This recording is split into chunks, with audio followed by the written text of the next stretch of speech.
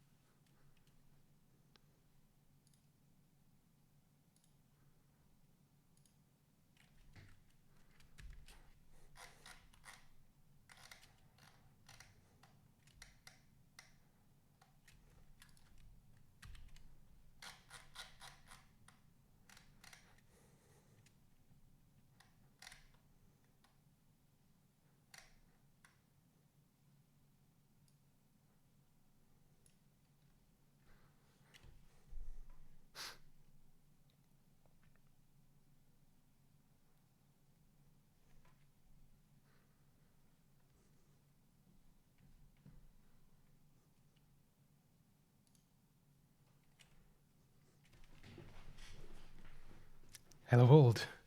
Woohoo, welcome back to the next session in Let's Code.net, where we are still building a benchmarking library for C# components, for C# Roslyn components. Well, we will start with C# later on. We'll also take care of Visual Basic. We have last time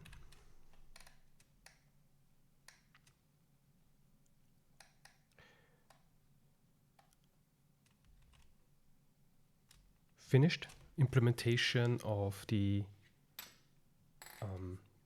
source generator, of the benchmarking types for I incremental generators, and we started implementing I source generators.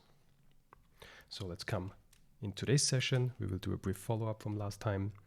We will finish implementation of I source generator. There is not much left to do because the only thing which was different basically is that the I source generator version of compared to the incremental generator does not support the generator options yet, because those the generator driver options, they only have properties which apply to incremental generators. And also you cannot access metadata references directly in the I source generator. And then we will start implementing analyzers. I'm not sure if we're going with the diagnostic analyzer or the code refactoring, but let's see. Okay, so for the follow-up last session,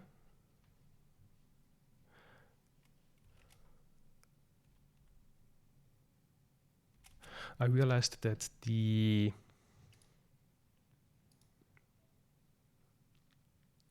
inspection of diagnostics isn't all that good. The error messages haven't been too great. I did improve this. So let's have a look at one of the tests.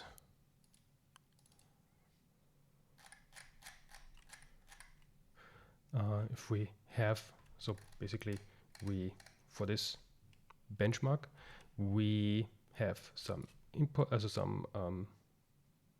some input source. Actually, sorry, this is the expected source. We have here some input and also additional input, putting in some text, setting some options. Then we invoke the benchmark, and in the inspection, we then assert the source, some additional sources, but also the diagnostics. And for the diagnostics, we can set quite a lot. Only if we set it, it is actually verified. But if we set it and we make a mistake, let's say rather than test category, I just have category and run the tests, then we will get in the output a more detailed statement about the diagnostic itself. So let's plug in here.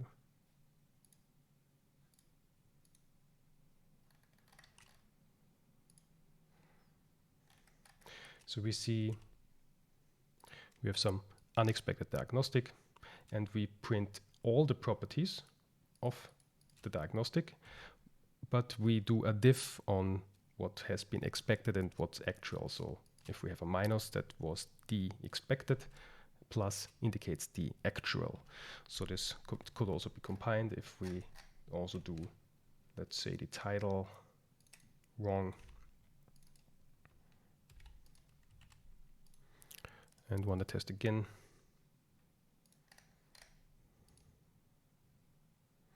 It fails again. Look at the output. Now we actually see that we have two assertions which haven't been met. And I guess this helps diagnosing of where the expectation is different to the actual. And that was pretty much the change from last time, other than I have actually released that package now for incremental generators. Benchmarking, also added some tags, so this should be findable. Yeah, so this is brand new, the for C# incremental generators benchmarking. So this can now be used. Last time I thought I would work with pre-releases, but I'm planning to add a lot of releases before I go 1.0. I started with the version 0.1.0 and will increase the minor for every release, and when everything is in place, then we'll do the first 1.0 support release, where we also add some additional packages such as the public API analyzer, which then makes it harder for us to actually introduce a breaking change, or then it notifies us if we actually do a breaking change. There's also in the Net6 SDK, or is it a NuGet, an analyzer that you can activate that checks actually the public surface area with a baseline package and sees if there has been a source breaking change, and would also then highlight that, and we would receive a warning. So once we go 1.0, then if we don't increase the major, versions are compatible. Okay, that's pretty much the follow-up from last time. Oops. And for this session, I'd like to finish the implementation of iSource Generator. What's left is basically an example, because the implementation itself is basically there from last time, where we basically just moved types around from the incremental. Perhaps to follow up, I actually created an additional package last time. I reverted that again, and I thought I'd go with this approach that now all the shared types between source generators and incremental generators are now in the source generator package. And the incremental generator package just adds additions on top, such as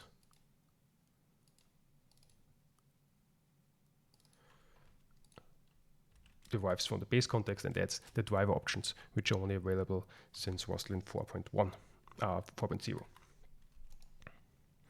So let's do an example.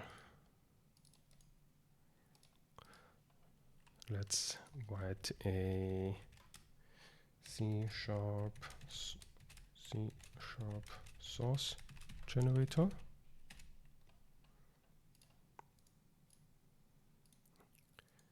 And a C# source generator benchmark. benchmarks.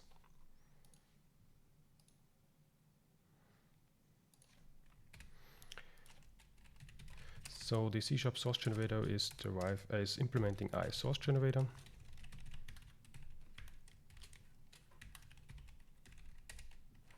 Which has two methods to implement, the initialize and the execute.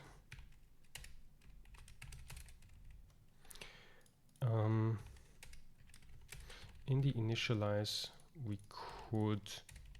will register a syntax receiver. We can go for the last two, syntax receiver and syntax context receiver.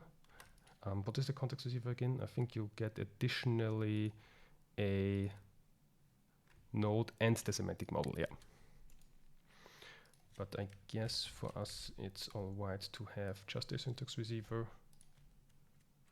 We need to add the generator attribute and stating that this is a C# generator, language names.C#. And let's also write an internal sealed class syntax receiver.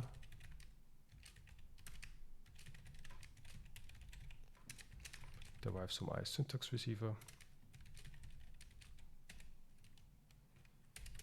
which has only one method on visit syntax node, which is invoked for each and every syntax. Perhaps let's have a look at what we did for the source generator example, for the incremental generator example. We get the syntax node, we get the parse options, and we print a file or a document depending on the language version in use. Should we do the same? Nah, not the same, but perhaps something similar.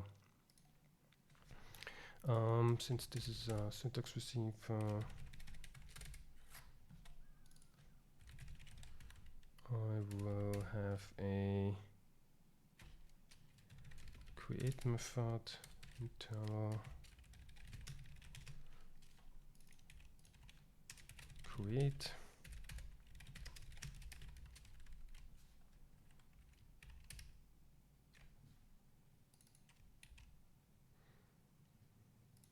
Can be shortened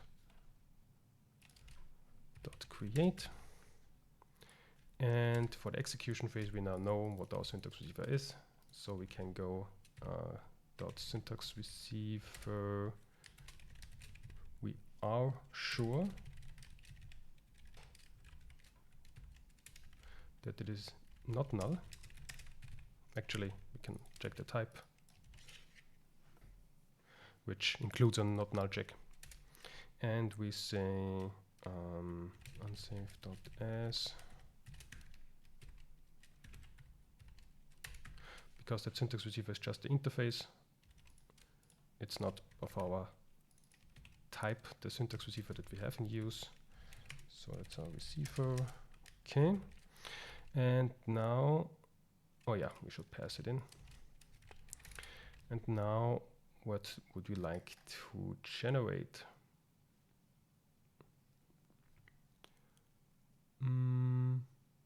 Perhaps let's implement a hello world method. So we go for if the syntax node is a method declaration,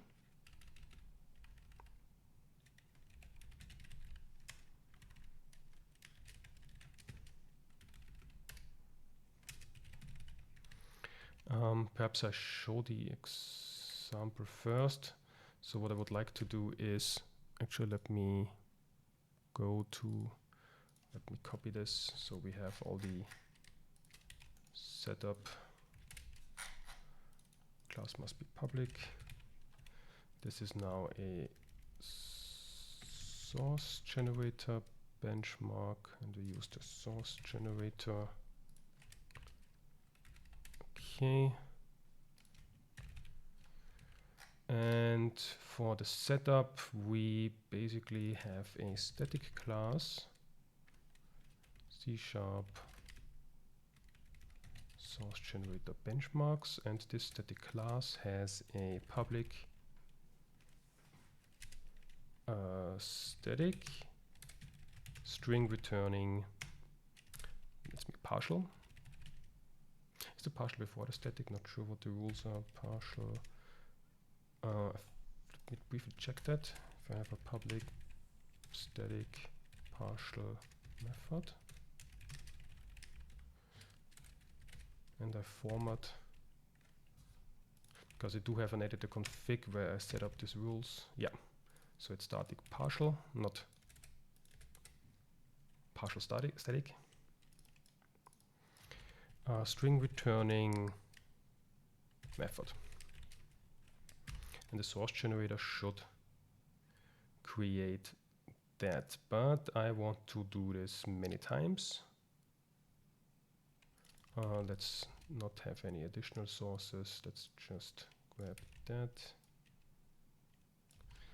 And we have sources. Let's make 10,000 because we will build. Yeah, so we have a bit more realistic example where there's a lot of nodes. And we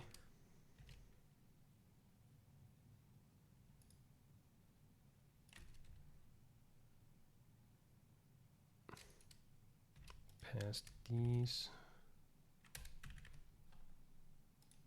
as sources. And actually, can I assign it directly? Yeah. And the C# parse options C#10. And what we expect is string expected a implementation of that. Okay, so we also need to make the class partial, otherwise this wouldn't work. And the method is partial, so we have a static class and we will implement this method, which then returns hello world.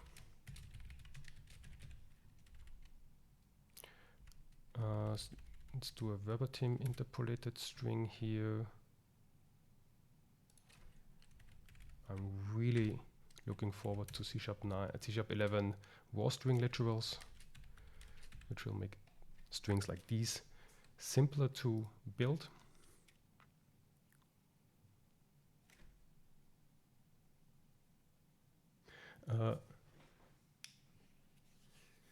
Schumakt is writing, I'm deep into C#. You still WinForms.net kind of guy.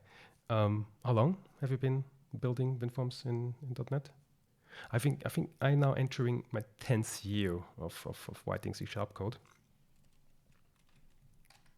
So it's been a decade. This is insane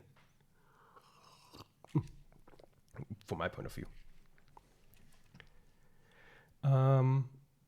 And then we expect these, of course, also.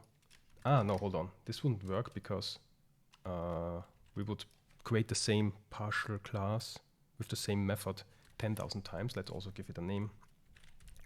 Let's add the I here. This also needs to be a verbatim interpolated string, or is it interpolated verbatim string?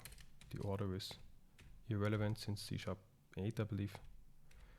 And put it like here.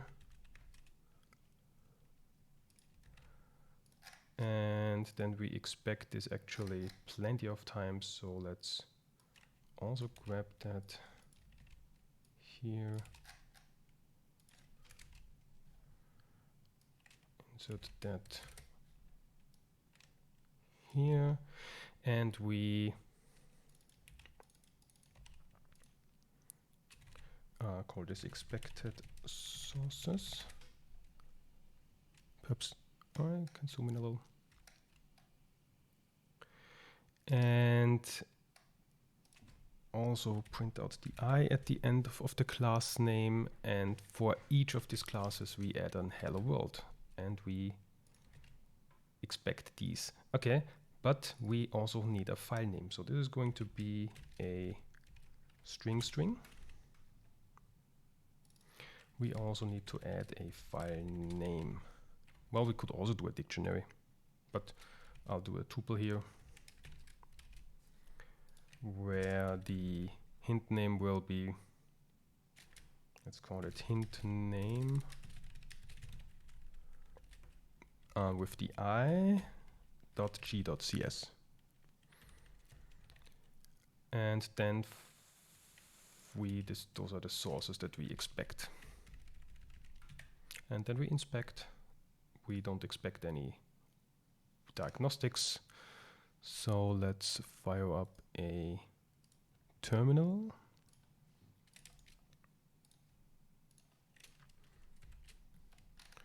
Oops. And hit .NET 1-c.release. And it should fail initially because we haven't implemented the actual generator. We select the source generator, that's one.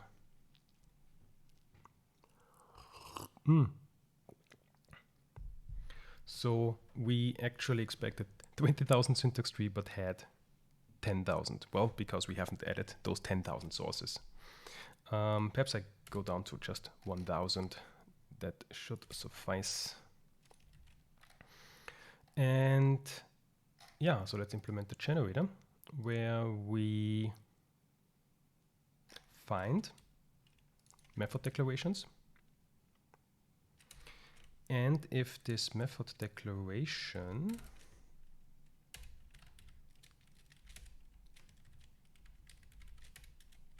has, I think I'm doing it wrong. Pattern matching goes before the name. We want to check that. Not sure, so let's actually write this in. Let's go to SharpLab.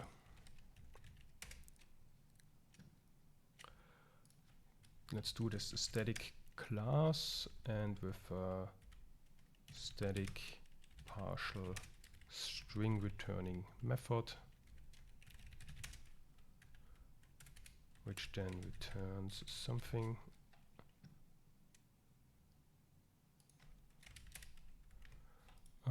What's wrong? Public static partial string. Is the partial before? No. But it's okay. So let's select the latest branch. Yes. Okay. So we are searching for method declarations, which keyword, the public, the accessibility doesn't matter. Static doesn't matter. The partial keyword matters. So we want to search for partial. The return type matters, which should be a string, a predefined type of string.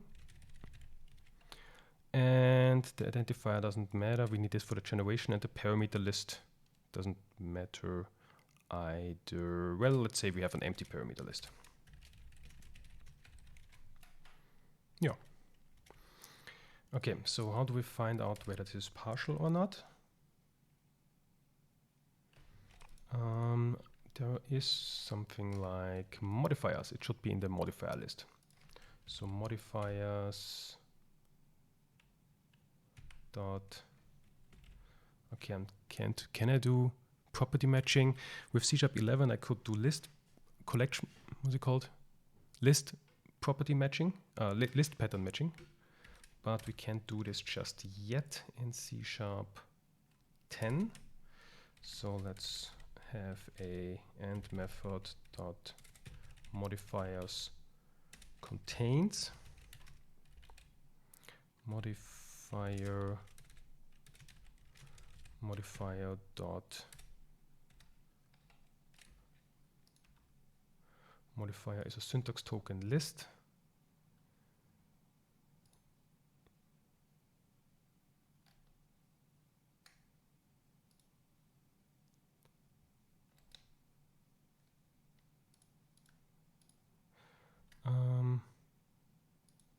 It's a syntax token list.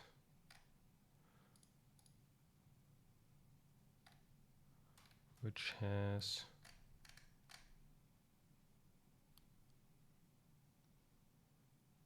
which is an I-read-only list of syntax token, and we need to check the syntax token so that the syntax token is partial. So we can say, I believe, kind. No.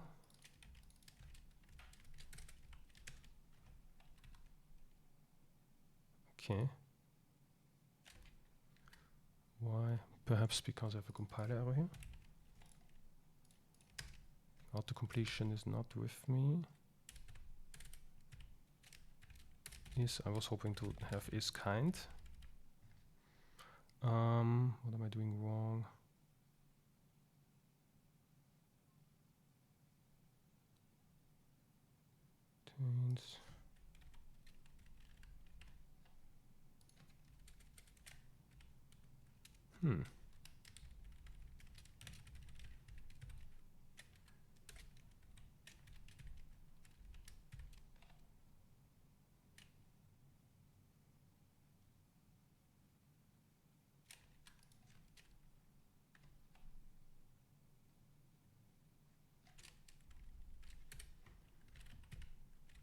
Let's go brutal for now.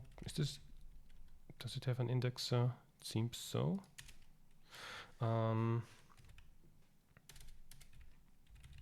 There is the isKind, and the isKind is a syntax kind dot partial.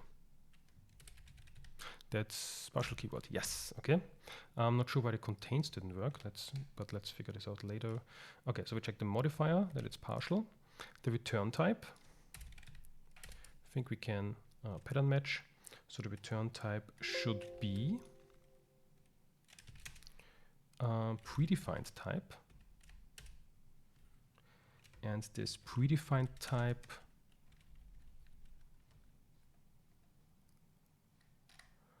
should have the keyword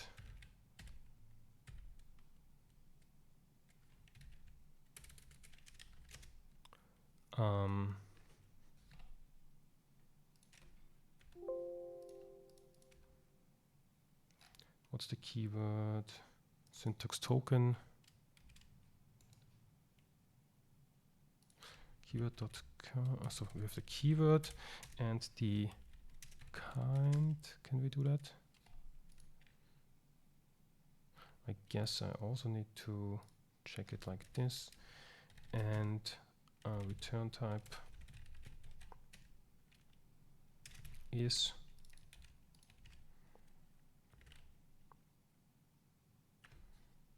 or can I check the kind?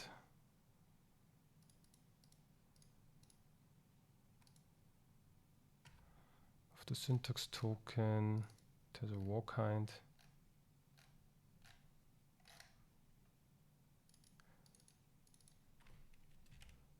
There is the isKind method.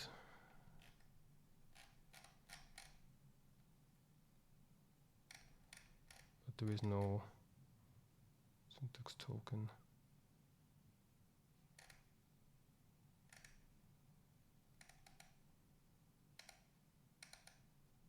Okay. Predefined type syntax. Predefined. And predefined dot keyword isKind. Syntax kind dot string keyword. Okay, so we are also checking the return type, and we also want to assert that the parameter list is empty. So that we can do here, we can say parameter list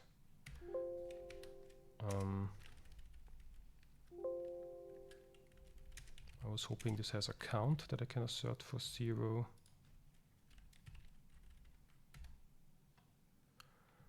parameter list syntax, and the parameter list syntax has parameters. So we can say dot parameters, and these parameters is now separated syntax list. Yeah, and we should be able to say count is 0. Okay, so this should now simplify property pattern. Oh, yes. Assert those methods that we would like, and we put these into a collection. Prop, let's make a list of method declaration syntaxes. Let's call it methods.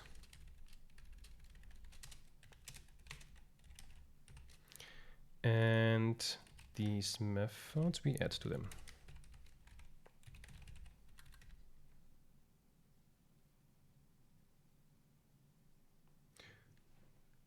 Pindam is writing, du warst doch schon mal in einem Meetup. So I have been at a meetup. Not sure which meetup you're referring to, but I've been at several.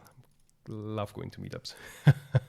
Especially, and I use this for a bit of advertisement, my favorite meetup is, of course, the meetup of the .NET Devs AT, which is a .NET-based focused meetup in Vienna, where I'm also happen to be a co-organizer of since recently. Which meetup have we met?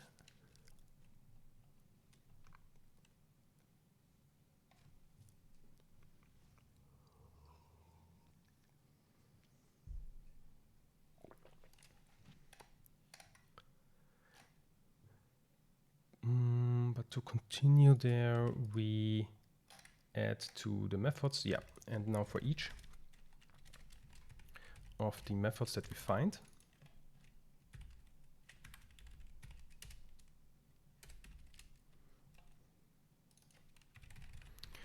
we add some source. So we are going to add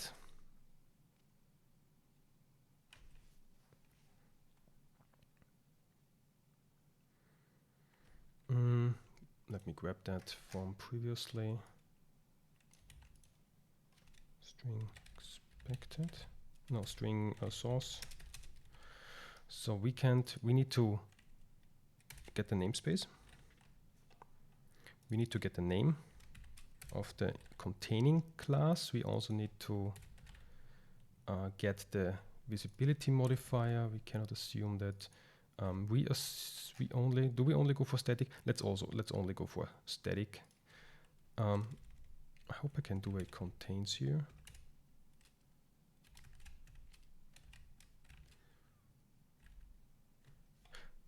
Or yeah.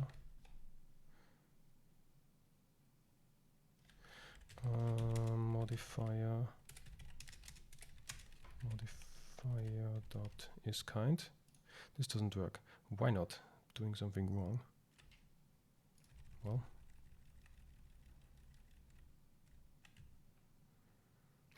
okay. I guess I need to do an any. Yes. Contains takes an element, not a lambda, which returns bool. Yes. Okay. Perhaps for simplicity, let's also check for the static keyword. So let's only go with static for now. So we can assume the static, and the string we can also assume, but the method name we need to get. So the method name is name.identifier. Method.identifier text, value text.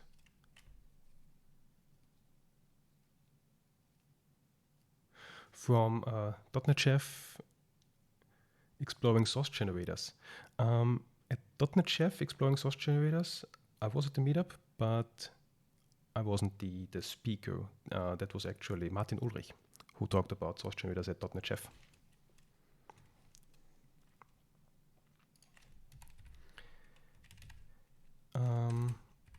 So to get the accessibility of the method,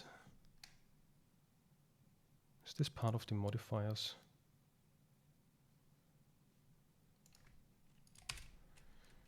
can we find out if it's... How can we get the accessibility?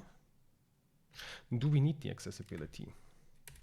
Actually, if I have a public static class my class, which is partial, with a public static string returning partial method, and if we implement this,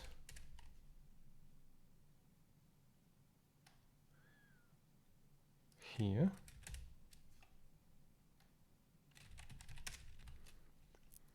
do I need the public here? I don't.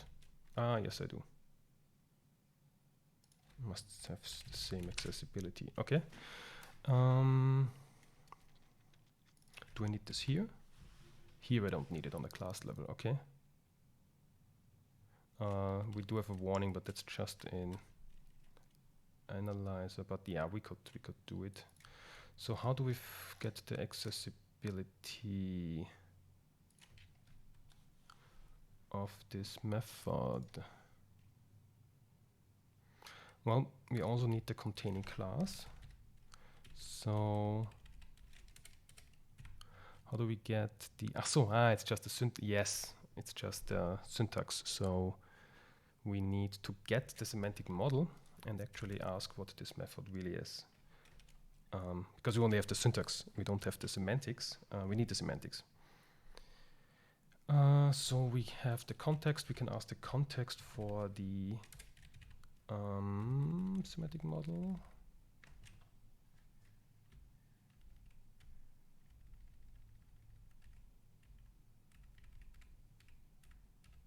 The compilation. Do we get it with the compilation? But I guess we need the semantic model from this method actually. So get... Oops, been some time. How do we do this best? Method dot...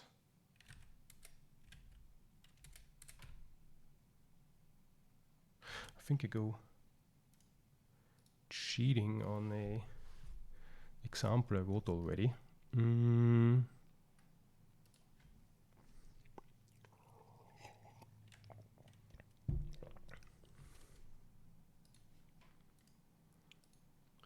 Trying to find that example that I wrote for the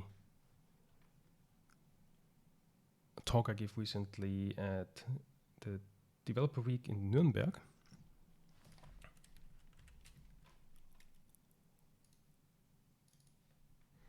Because I think I have the same thing, yeah. So I also do the method declarations, find all the partial keywords and the predefined syntaxes. And okay, I will grab that.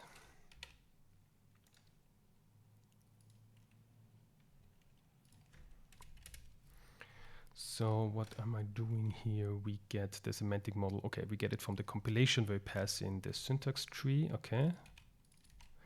So we grab the compilation, get the semantic model.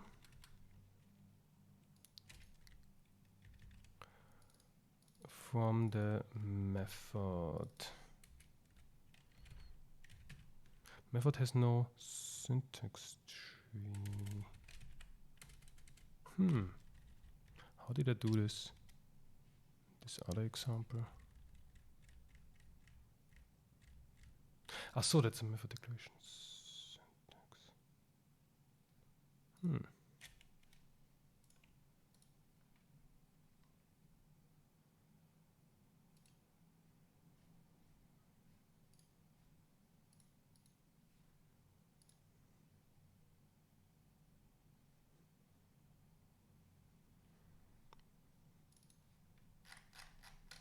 I also do method declaration syntaxes. Now that's confusing me a little. This should work. So because I have method, yeah, that's bad. I used the same name here twice. Let's call this syntax. this is what got me confusing. I had the name, oops, already defined. Okay, so we will get the semantic model. From that semantic model, we get the symbol. And then we have our containing type. Okay, I'm here to a string writer, but I want to make it more simple.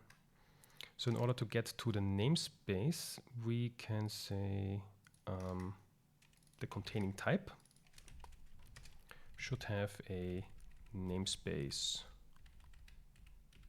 Containing namespace. That sounds good. I hope this has a value text.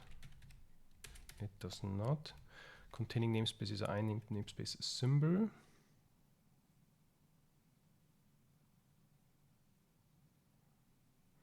Can we just toString it?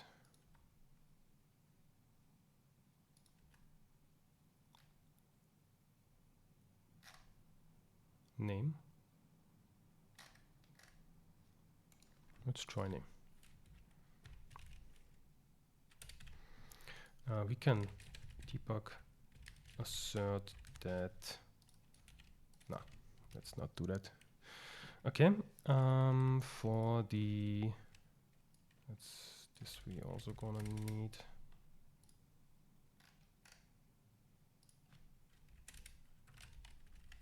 Okay. So we have the namespace. For the class name, we can say method dot name, I guess. And now we have method dot accessibility, declared accessibility. But how can we toString this? We are the syntax facts actually. So we can grab the syntax facts.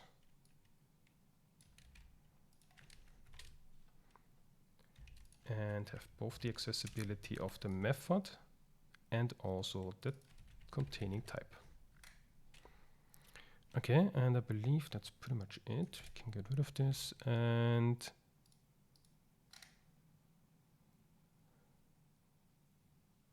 the method also has a name. This may already be quite alright. And now we add the source context. I am in the loop. Yes, context.add source.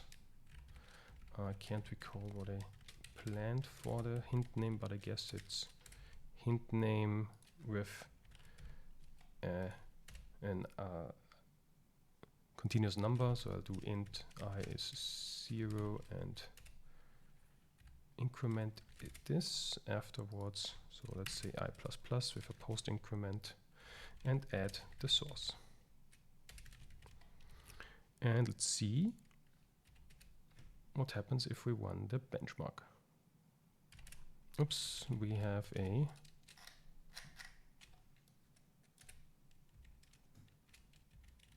error. That was a warning, but we have warnings as errors, so I have to get rid of all the warnings. And partial method is not implemented, I guess because I do the name wrong. Oh yeah, I also need the method name. No, let's have a look. Let's debug it.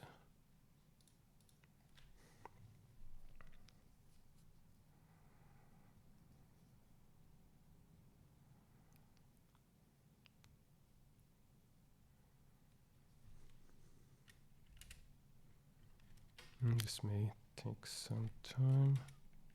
Okay.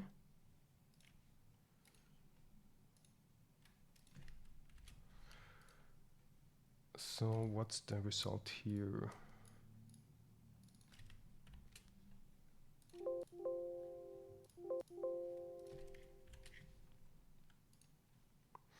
Namespace benchmarking, public static partial method. Okay, I have the method name here. Yeah, that's bad. I need the type name. Okay. Let's run it again. And it works. So the inspection phase is working. Now the benchmark is running. Okay. So we can we have a small example. Actually, I also want to do the static. So let's get rid of the static here. I also want to add the static. So if the method, so we need the type, is there like static? Is static. Okay. And if it is static, then print static. Otherwise, empty. I think we need to put these into parentheses. And let's add a space here. Okay. And we do the same for the static here.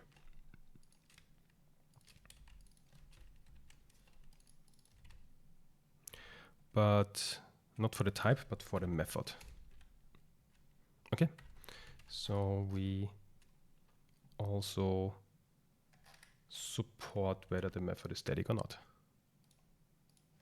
Now let's run it one more time, see if we go into the benchmarking phase.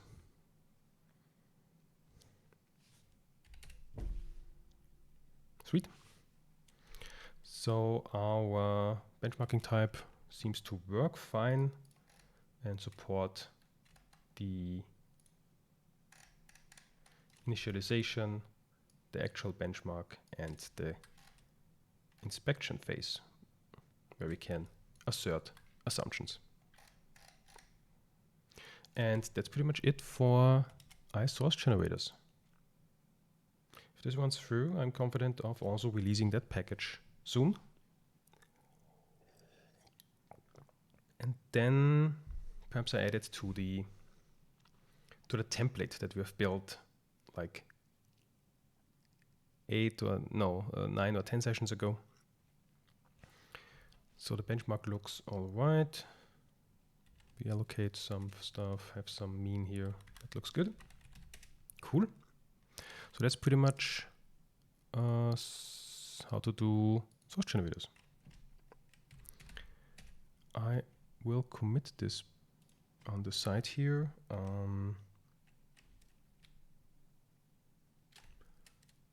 Feature add source generator types.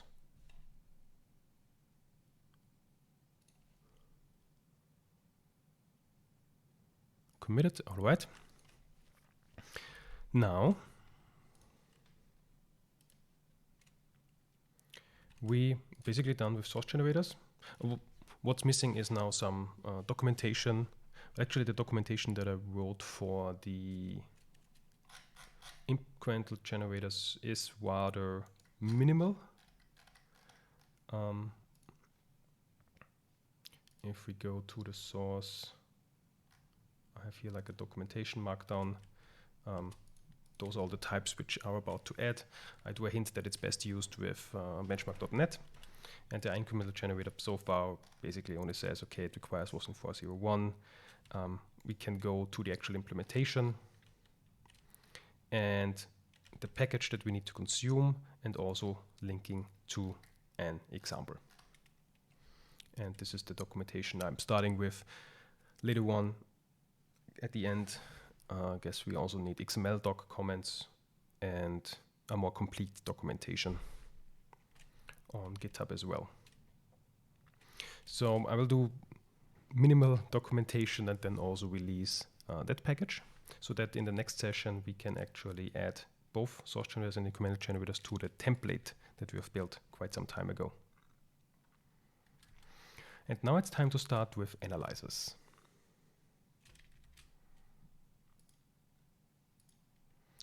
But which analyzer should we start with? So we could either do, so there is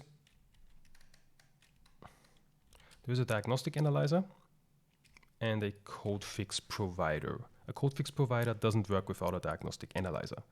So I guess it makes sense to first build the diagnostic analyzer.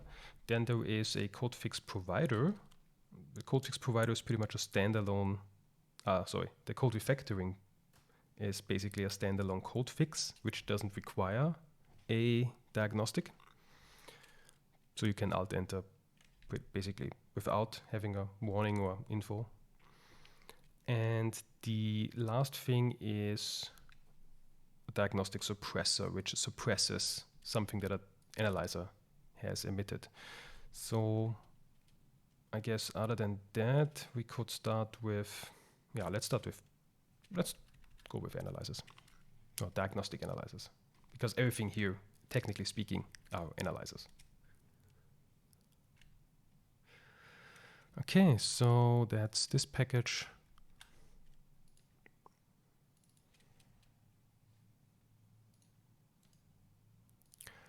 Let's add a, no, actually, that's the general package. We need the C# version of it. It's this one, C# analyzer benchmark. Let's add a C# diagnostic, should I call it diagnostic analyzer or just analyzer? C# analyzer benchmark.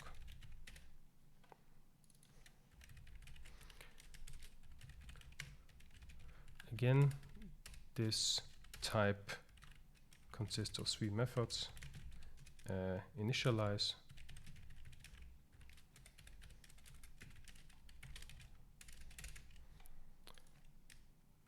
invoke, and inspect.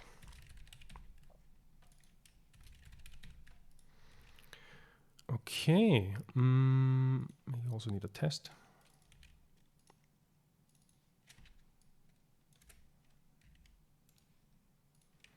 So let's jump to the test project.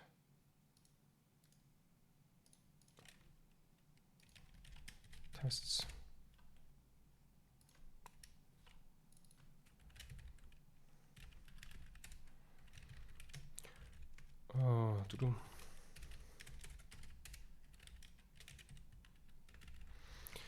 And how do we start here?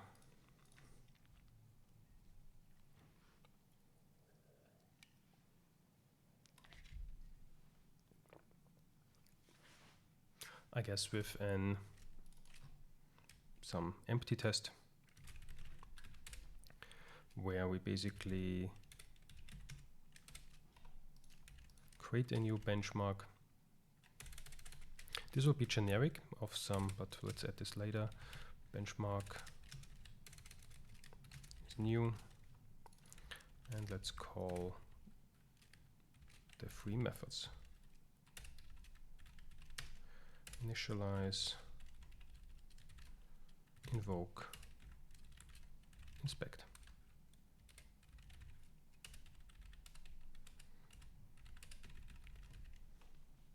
Well, this is not the most exciting test, so let's have a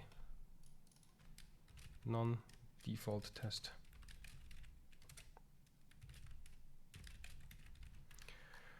Where we want to add some source and so on.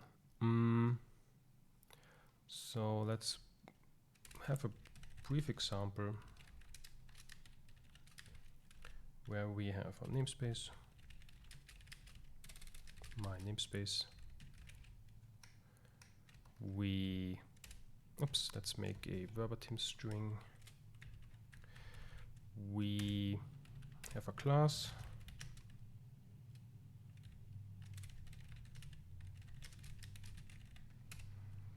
And we have a method. But what would we want to analyze?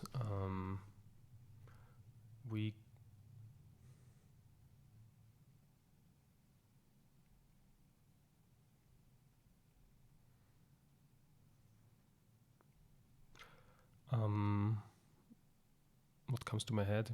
Like avoiding dynamic.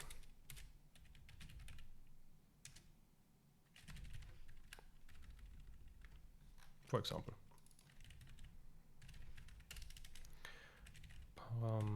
.toString.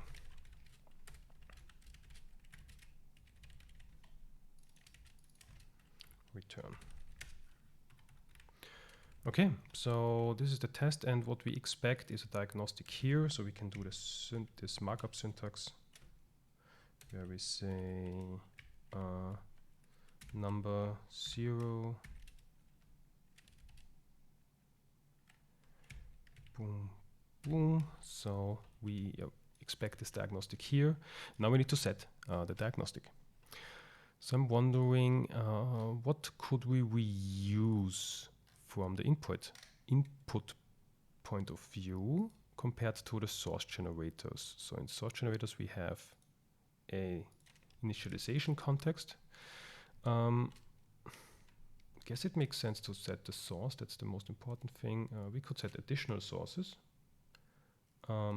additional texts. Why not? Parse options, compilations options, yes. Metadata references, perhaps. Config options, yeah. So this all seems valid as well. I will for now just copy it. Later on I will do some subclassing. So we are going to add, oops, I'm always hitting the wrong button here.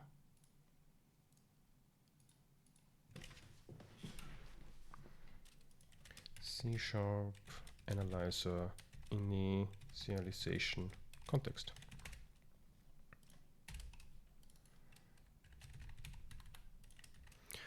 Okay, so what package, what version are we targeting? Currently I set it to 4.2.0, but actually, where have diagnostic analyzers been added? Let's jump to this task. I believe I have a link there to diagnostic analyzers. So they're available since Roslyn 3.0.0. So that's the version we should also target here for the most, so that we have the broadest reach. This should all be available.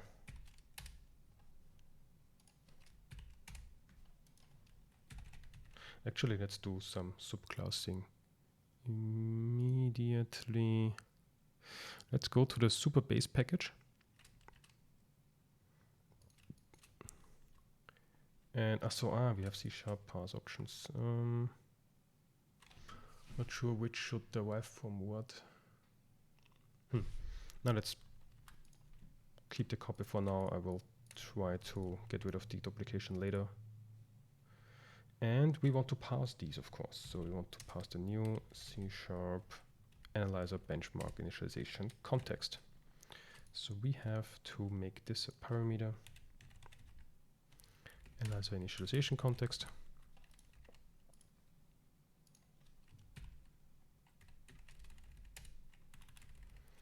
And we would like to add this input source. Then we invoke. And in the inspection phase, we then pass in new C# analyzer inspection context. So we also need to create that one.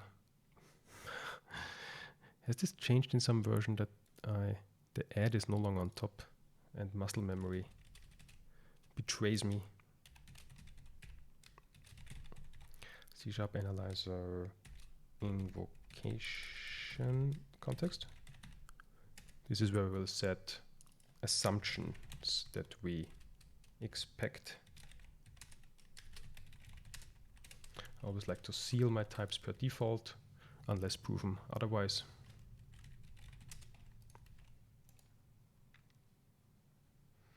And for this I also get inspired by the source generator versions of it. Let's see if this makes sense. Well, source actually doesn't really make sense because we cannot add any source. We basically can only assert diagnostics. This would make the most sense. Yes, but the ad hoc diagnostic is not available here just yet. So we'll copy that over.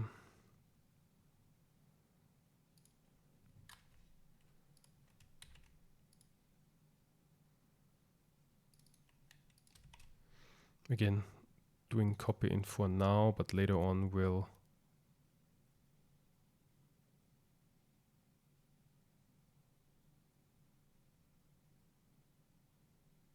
get rid of the location. Okay. Do I have a typo? I believe I do. C# analyzer invocation context. Inspection. Not invocation, inspection. My bad.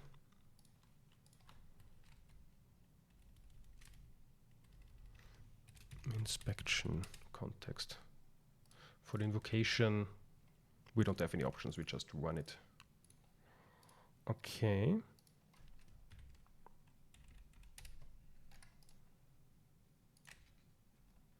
And we need to pass it C# analyzer inspection context. All right, and we expect. I did the wrong thing, didn't I? Yes. Inspection.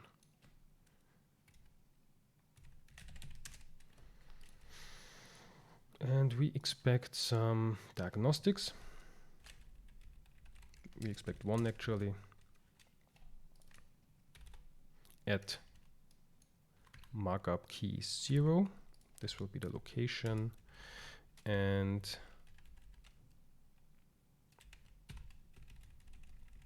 create object initializer.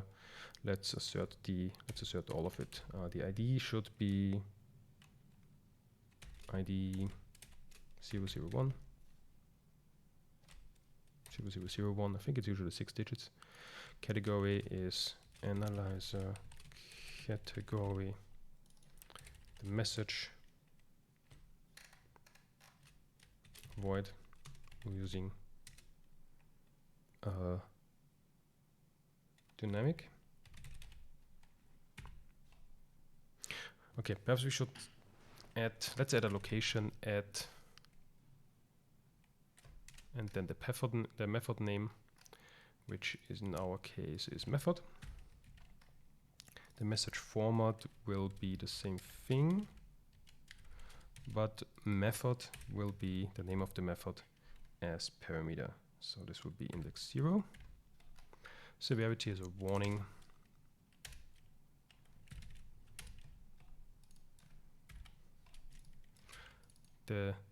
Let's have the severity as an error, but the default severity is a warning. It is enabled per default. Warning level, I think that's 0 in that case. It's not suppressed. The title is analyzer title. The description is analyzer description. Help link, analyzer help link. Markup location we already set here. We don't have any additional locations, but we could then later on add some properties and tags. I will go with these later. Okay, and now I would like this test to fail.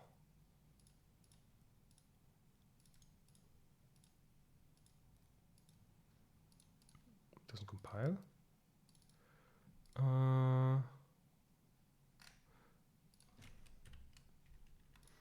Because I didn't copy everything over. Okay, I guess it could make sense now to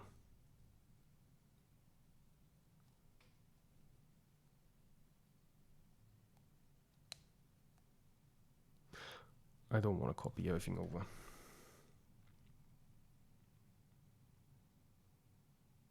Since analyzer, C# analyzer is targeting 3.0, but source generator is targeting 3.9. No, 3.8. Wasn't 3.8. I think we could put everything in this analyzer base package, and yeah, make that the base actually. So I am going ahead and actually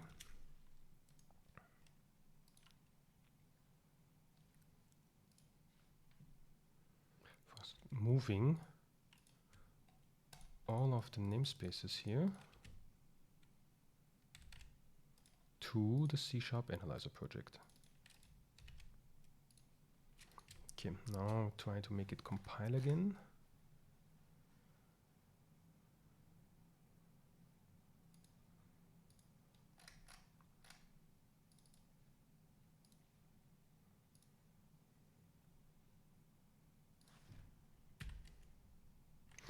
When have analyzer config options been added? In 3.1. Uh-oh.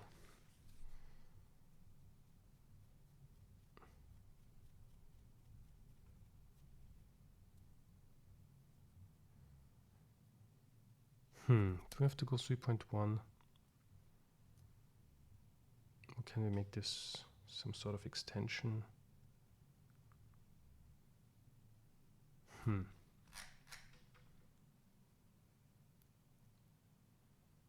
Well, let's not have analyzer config options for now. So I will move these back to the source generator.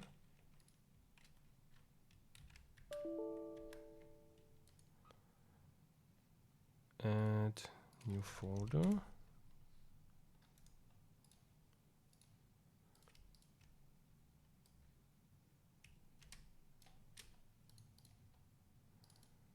Okay.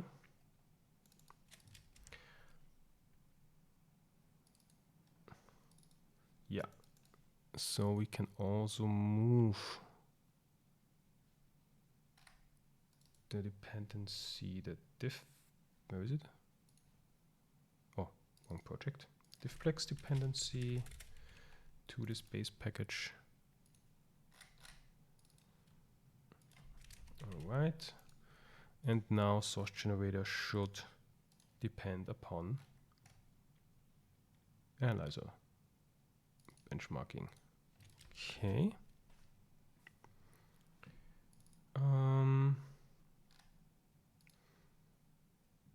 Right. We have some source generator only inspections. So let's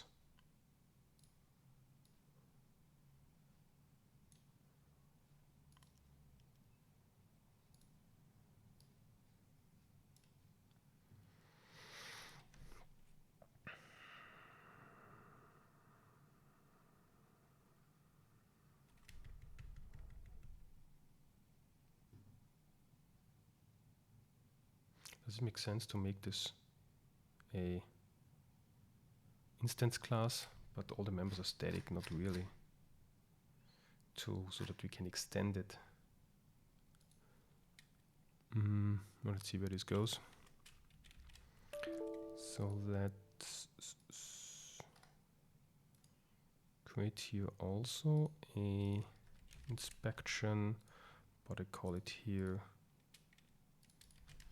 source generator inspector. It's also static, and it gets all the source generators specific logic.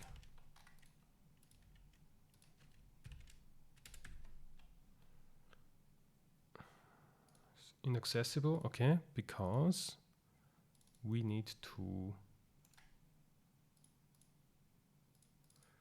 set internals visible to.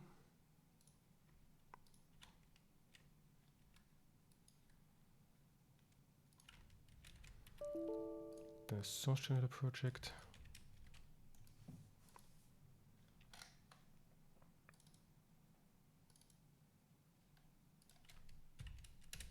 Immutable array requires collections.immutable, and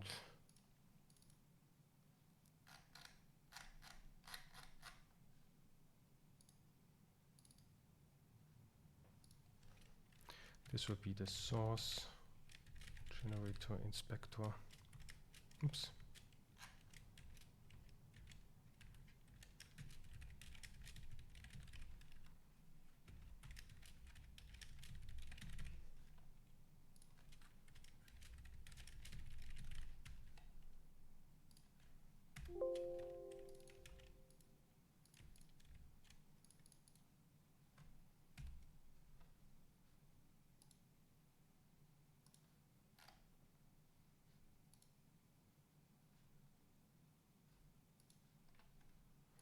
This also needs to go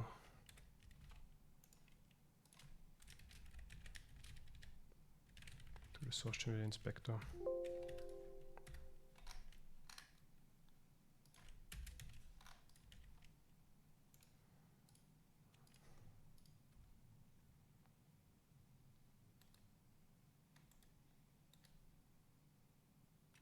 Okay.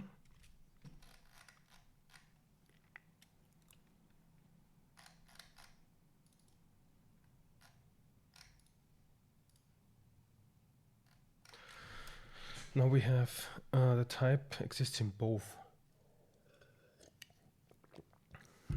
Did I copy it too much to actually have an ambiguity now? Not really. The diagnostics here, so how does it exist in both? Not sure what the issue is.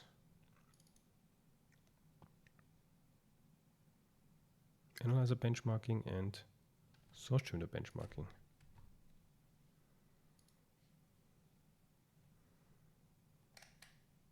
Ah, there it is. No, how does it exist in source generators as well? It doesn't.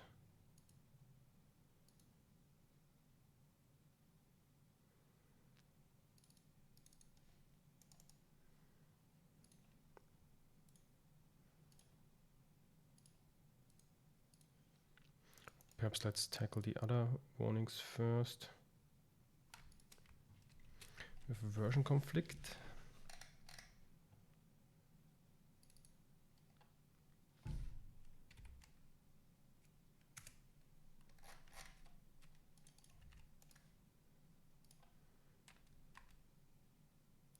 The type benchmarking technically exists in both.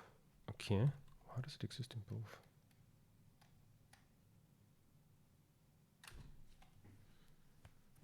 Corresponds. Oh, yeah. Okay, so for these we now need to set some defaults. Well, perhaps I could make this really default and then just create a as an optional. Nah, but it's not really optional. If we don't set it, it doesn't make all too much sense.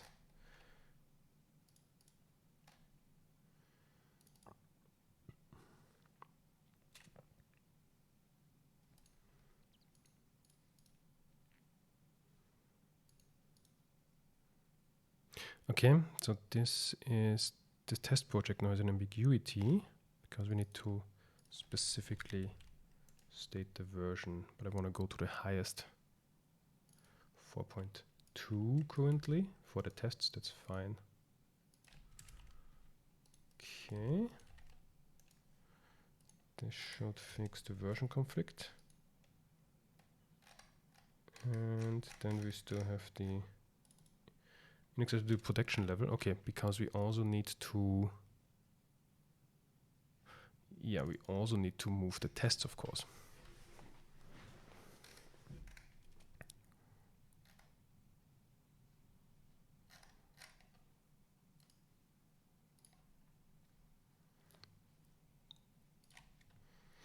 So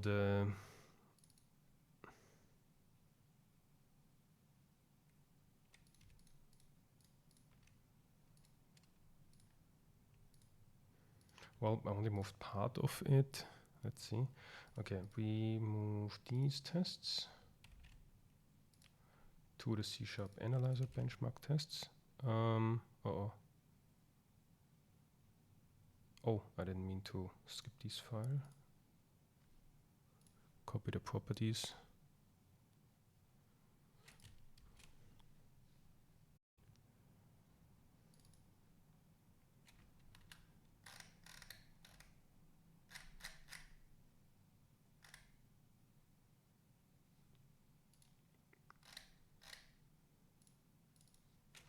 We also need to make it visible to the incremental generator.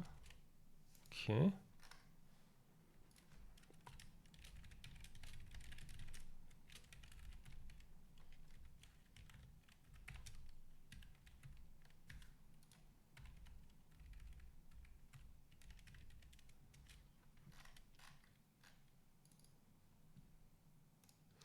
And to the, hold on. Okay, where are these tests now?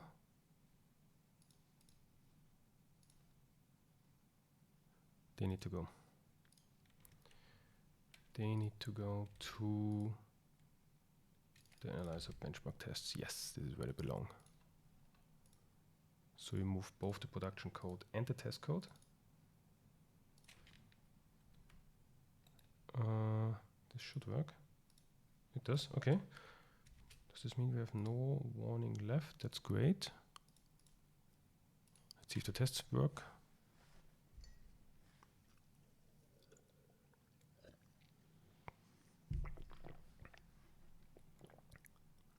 I have one failing test, okay. Oh, I didn't fix that, yeah. I think I had to test here before, and the test title. I should make that one green again.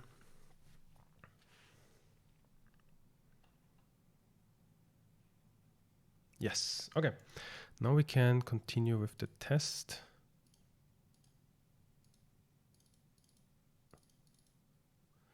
But we actually do need an analyzer, don't we?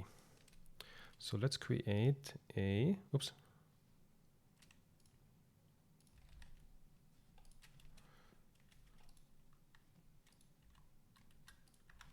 C# diagnostic analyzer. And this derives from diagnostic analyzer. Okay, this will be an internal sealed class where we have the diagnostics we support. So we definitely need our rule here. Private read-only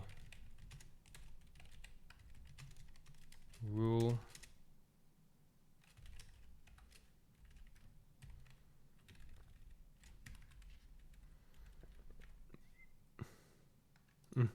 Let's fix this later. So we are going to immutable array.create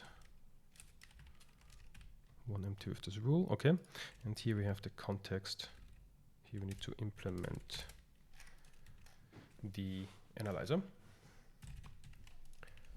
And okay, so the analyzer should do like this. Okay, let's see if the test is failing. I believe it isn't. Yes, because we haven't implemented the inspection phase or anything actually. I will go cheating again, getting inspired from a previous solution.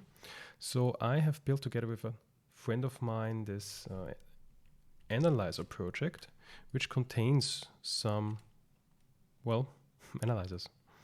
It has, for example, on the analyzer perspective,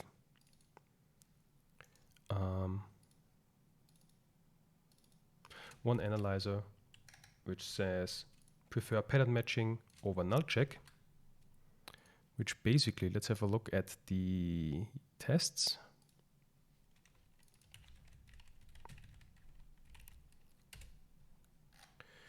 Where it basically says, where can we see that? Yeah. So like if we have a is not null check, that's good, but having equality checks or equals checks, basically null checks without pattern matching, but invoking some method or some operator, actually gets a warning. We have here the diagnostics, and it presents a different kind of warnings and also a code fix, but to the code fix we come later. And then, because what's the thing here actually? We have here a class, and this class actually implements iQuotable and also overloads these operators. But what does this mean? So if we have a look at SharpLab, let's say we define a record. Public record class my record. Let's say it has a string and a number.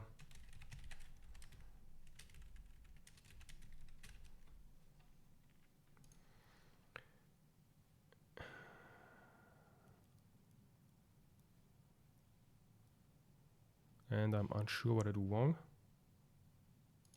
And if we pass in here the my record, And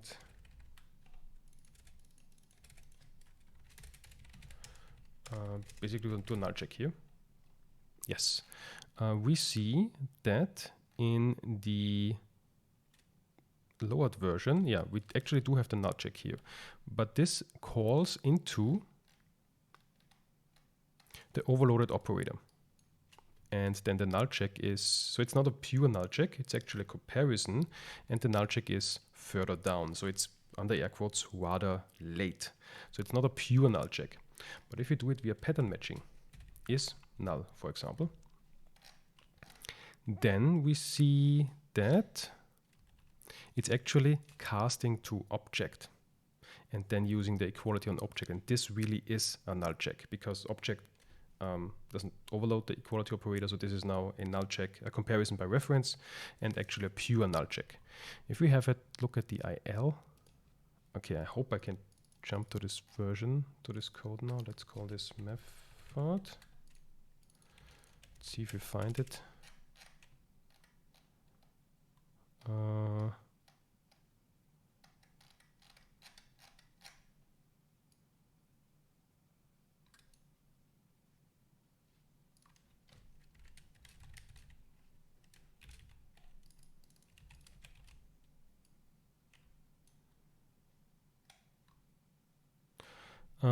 Yeah, I'm not all too good with IL code, but what we don't see here is that any method is invoked. So I think this means we load the argument, we load null, and then do equality between those two. So this is really equality check against null, a pure null check. But if we do this via the operator, equals null, then we see here actually a method call. It calls into the equality operator. Now, well, from a performance point of view, it's like in nanoseconds, it is measurable, it's barely measurable. However, if this is not a record type where the equality, or then the null check of the equality is definitely correctly implemented or emitted by the C# compiler, perhaps this is a custom type and I may have implemented this wrongly and the null check is perhaps wrongly implemented, that it could also have logical issues. Well, assuming everything is correctly implemented, it only has this small petite performance thing. It's really, really small, but it's like the difference. And I love to use pattern matching, so I build an analyzer for that. And then a code fix, I can do Alt-Enter or Control-Dot, and then apply this to the entire solution. And this is, for example, what an analyzer could do. And for this project, actually, where I'm trying to get to is I built benchmarking already. And this actually has now been the inspiration of releasing this as a standalone package. Building and releasing it as a standalone package. So in here, for example, for this analyzer, we also have benchmarks, which are here, where I again have this same thing where I initialize the benchmark, I invoke, and then in the cleanup I inspect, I actually assert that those diagnostics are really created. What we see, I didn't implement this, the markup syntax here, which we do have now, so we don't need to manually pass in the locations. We can actually use the markup syntax. And yeah, so I basically want to move that. Since I built this already, I guess it's all right to get a little bit inspired and go to this project. Go to the diagnostic and let's have a look what I built here. This has been quite some time ago. Not sure if I can all remember. But we have an analyzer. We create an analyzer. In the initialize, we see initialize async. Unlike source generators, the analyzers are more asynchronous, so we should also implement the asynchronous. We could have the synchronous overloads to get away with that result as well. I guess we can keep that. And creating a so we create a document from this source code that we put in, and also get the compilation and the syntax tree. So here I basically only support one single document. Perhaps we should support multiple documents. And then in the invocation, we can say to the compilation, we can say with analyzers. And this is how we can apply analyzers to the compilation. So we pass in a collection of diagnostic analyzers. We only have one because we support benchmarking only a single analyzer. We could pass in some options, analyzer options. Not sure what they are. We have additional files, config options provider. Okay, so we will need to set these as well again. And then we can say get analyzer diagnostics, where we get a collection of diagnostics. And then in the inspection phase, we can assert these.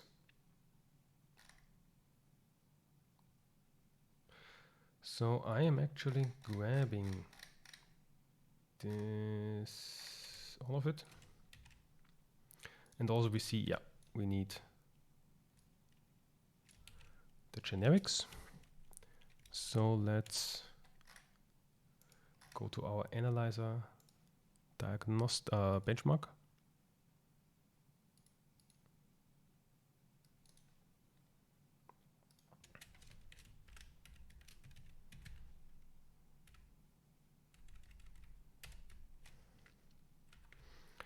Turn this one into a generic as well. I'll copy this code over. We have a generic constraint that it must be a diagnostic analyzer, and it must have a parameterless constructor.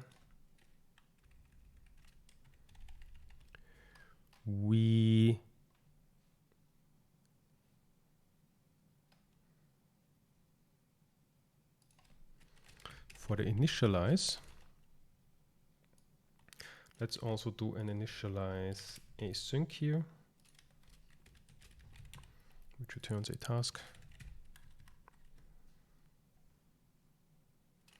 And the initialize calls into the initialize async.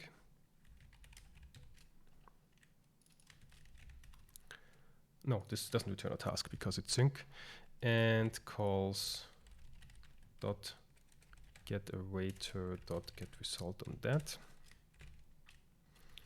And for the initialize, we need to create ourselves a compilation. Okay, but we need document first.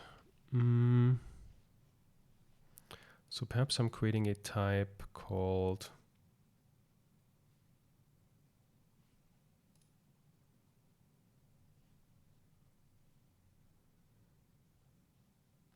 where does this fit?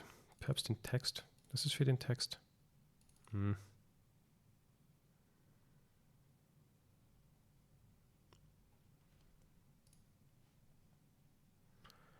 Perhaps let's put it in here. Have a document, but actually I don't want to have a single document. I actually want to, what do we need? We need a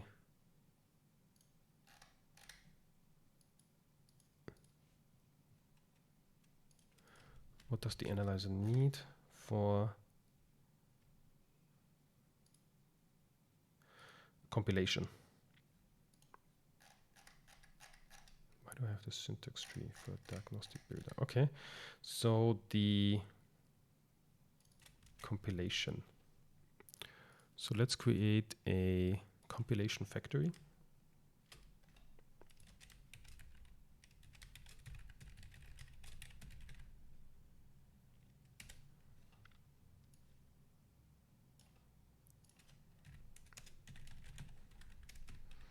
And let's have a public into public compilation returning create method. Not sure what the parameters are yet, but we basically return null for now. So we create ourselves factory compilation factory.create. Perhaps let's pass in the context. Then we have a compilation.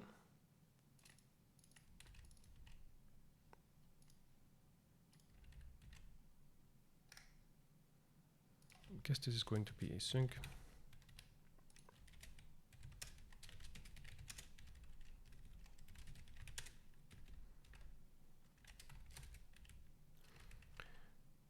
So create async, we need to create this compilation.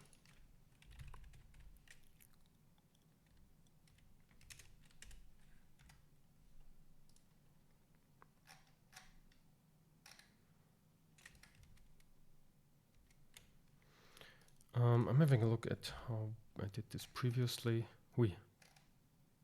Let's see, what am I doing here? I am getting the span. I guess we don't need that because we have this markup syntax. We need to pass in some source code. We need to create documents. This is all quite a bit, but let's grab that.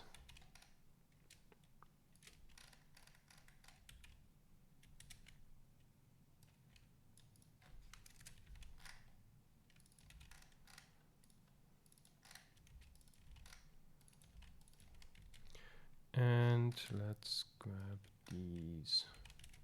Okay.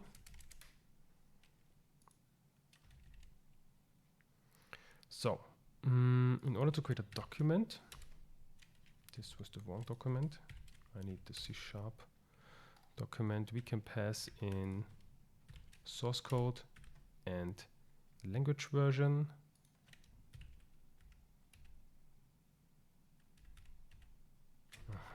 Is document not available? No, I mean the Microsoft.code analysis document.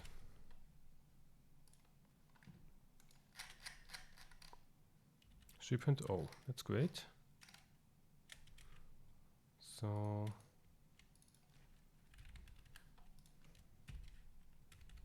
why does it not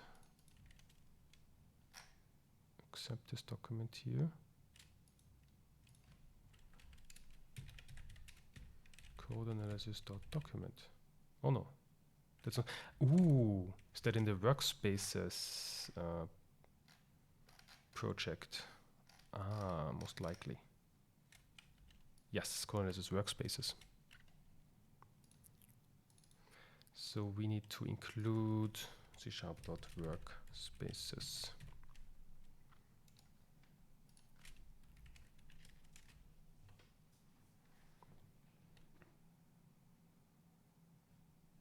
Okay.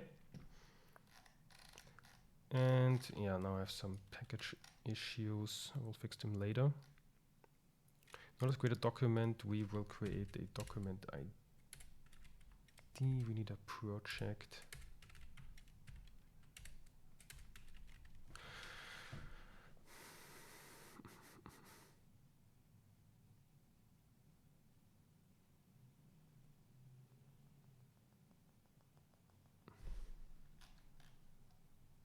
Okay, first we need a solution.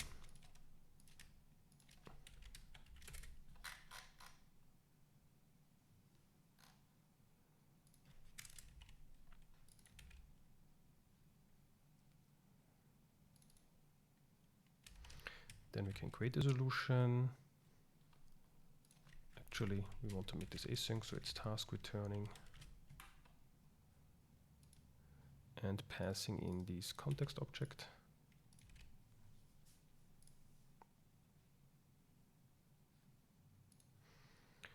And the solution, let's say, also gets this. And then we create a workspace. I guess that's an ad hoc workspace. Yes. Then with the workspace, we also need compilation options. Okay, the compilation options we can pass in the initialization context. We actually have these. Oops, let's put it side by side horizontally. So we have the compilation options, we have the C# parse options, don't need them anymore.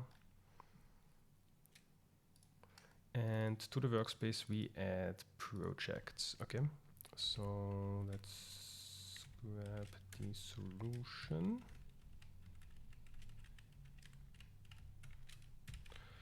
And we create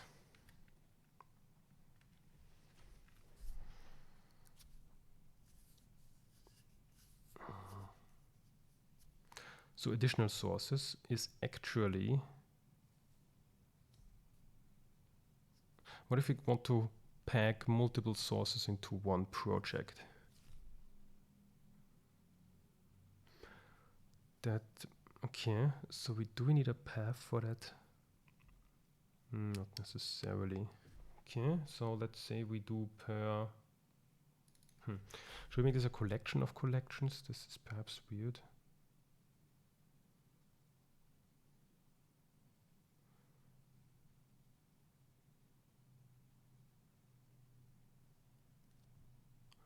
Because we perhaps want to add 2 projects with 7 sources each, or 7 documents each. So if we have, we can add like just 1 source, and which is within 1 project. But for the additional sources, we could have an I collection of string.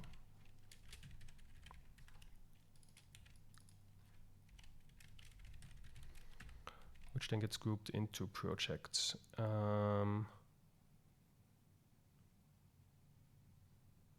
Yeah, does this work?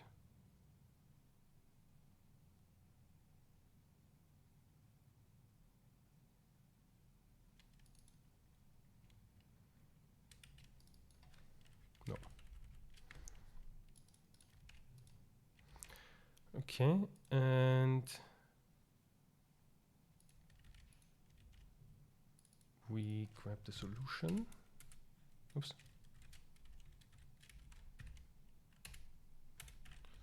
And want to add new projects. So for each, well, okay, let's make the simple case first. Just the source. So we want to create a new project. I think I have a create project method. Yes. Where we pass in the source. Now let's go to create project.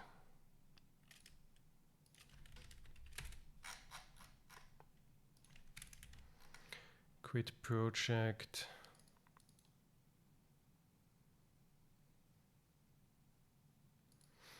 Also gets a language version,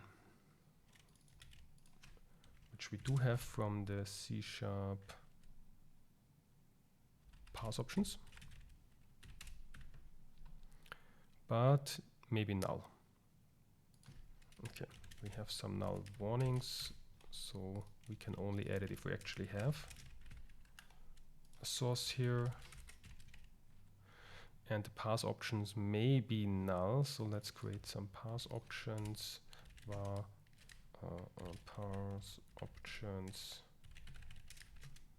If these parse options are null, then we create new C# parse options. What do they get? They get a language version. Yeah, let's just create like default. So we definitely have options. Okay, C# parse options. And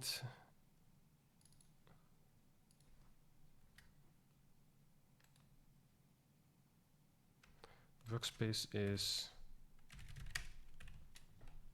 disposable. Is it also async disposable or just disposable? Just disposable. Okay, then if we have a source, we want to create a project. We create a project by creating the new project ID, creating the document ID with the project ID, and we create a solution. Now, I actually want to, let's not do this here. But I need the project ID and the document ID.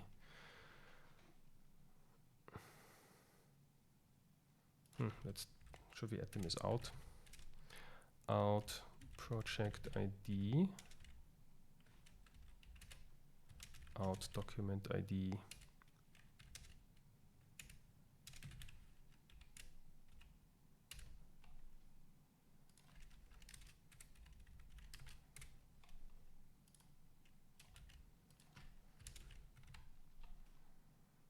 Let's get rid of the overload. Let's just allow string here.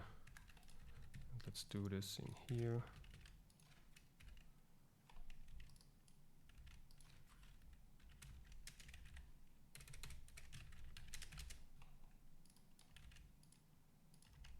Let's keep it as simple as possible for now.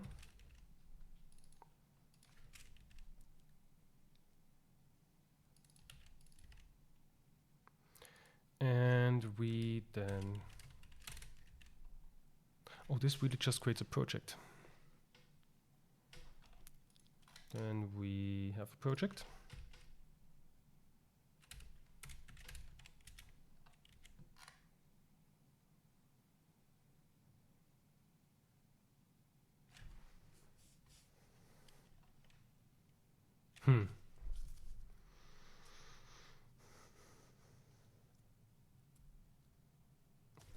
Not sure if this is really getting anything. I will put this here.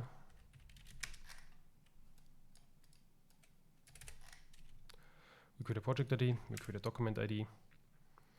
Then we don't need to create this project because we need a solution. All right, how do we create a solution? We create a workspace. Okay. Yeah, I factored some code now for recursion.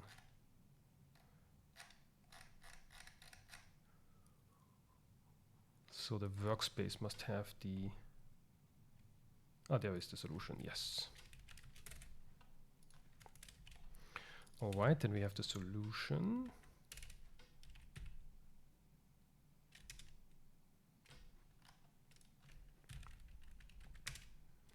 And this is a solution we can say add project. And we add this project ID.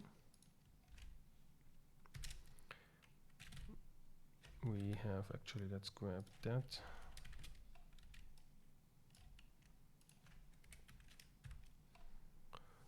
Language name is C#. Project name, okay.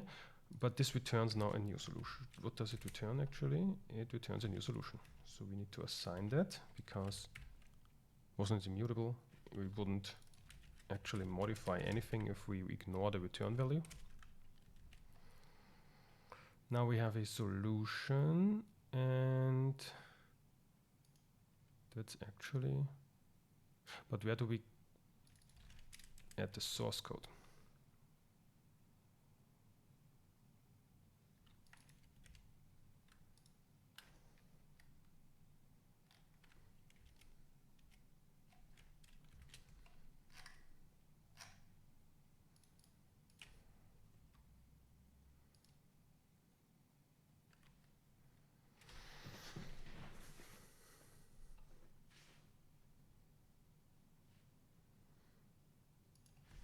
So we also need to add not only a project, but also a document.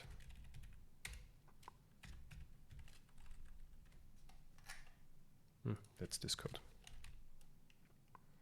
So we add a document with the document ID. The document ID relates to the project ID, so that's a document within this project. And we can pass in the code here. Yes. Did I remove that? Yes.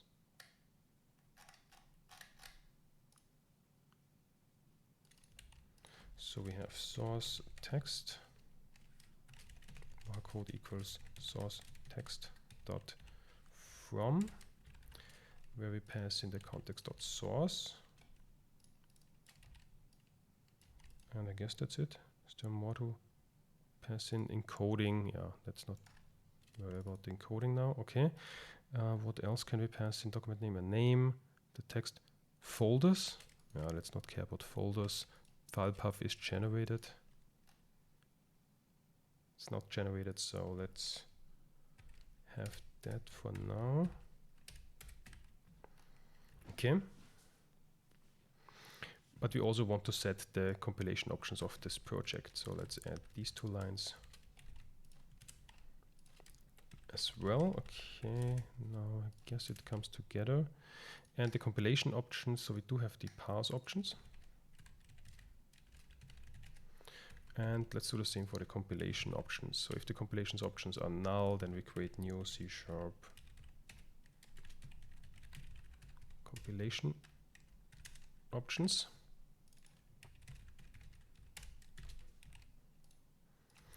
But these now get a parameter which is the output kind. I think I set here DLL, usually dynamically linked library.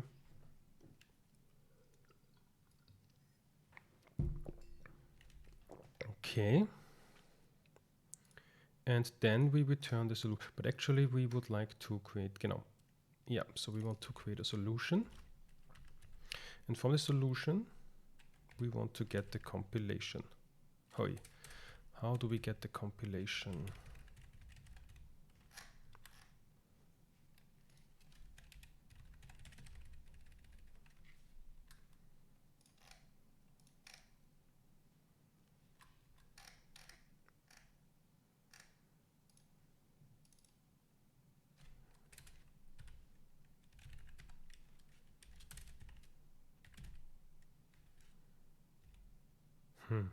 If we grab the first project,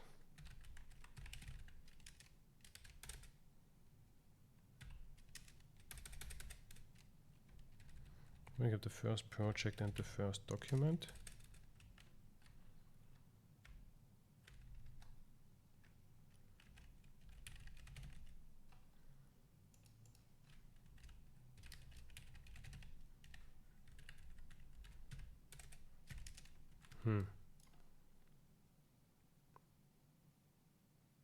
Oh, cannot apply indexing. Okay.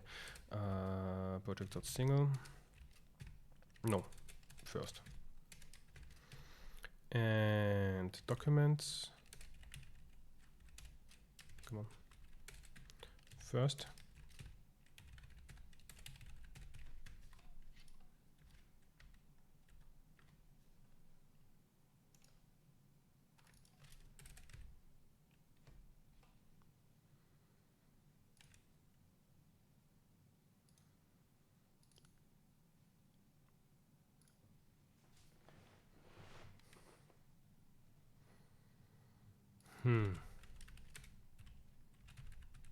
There it is on the project. Okay, we can grab from the project the get compilation async. Actually, let's not support multiple projects yet. Let's just support a single project for now. Perhaps we need this later on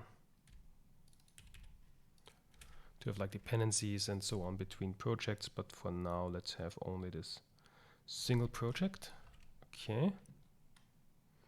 And we get that compilation. It's also cancellation token, but we don't really cancel here. Okay.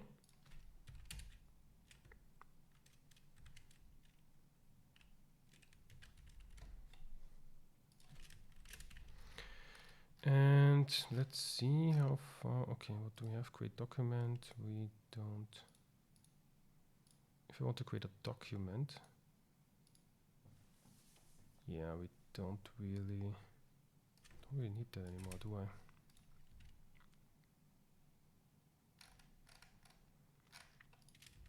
Okay, let's go to the benchmark so we can now get the compilation.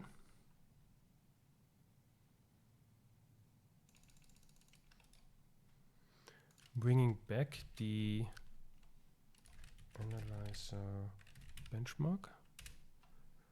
I did this in the previous project.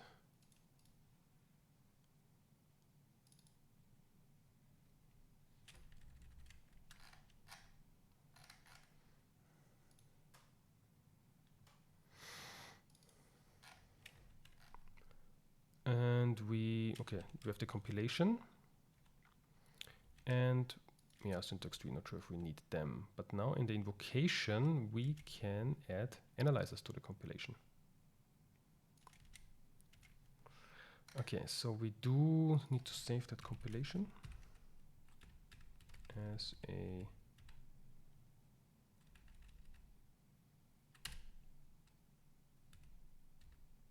field.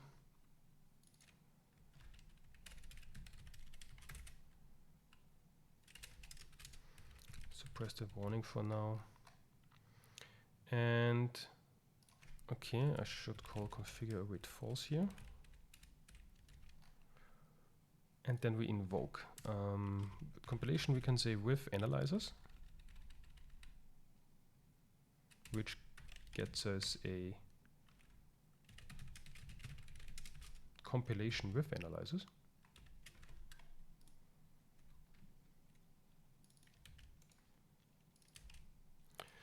And we pass here a set of analyzers and analyzer options. Okay, compilation with analyzer options, what's that? Not sure. Okay, so we need analyzers.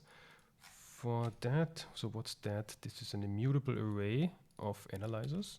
So let's let's also have a private read-only analyzers field, which we assign the analyzers is immutable array dot create, where we need the analyzer.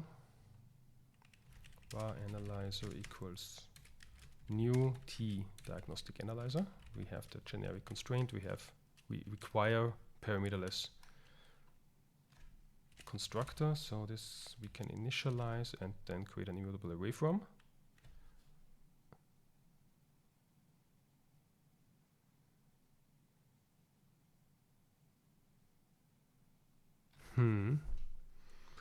Why can we not? Cannot we convert immutable array? Okay, what if we explicitly type it? Yeah. I'm not sure why this cannot be inferred.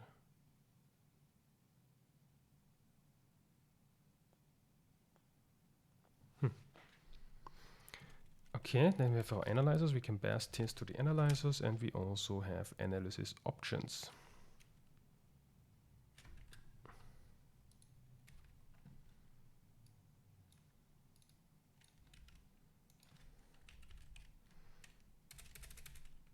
And cancellation token dot none.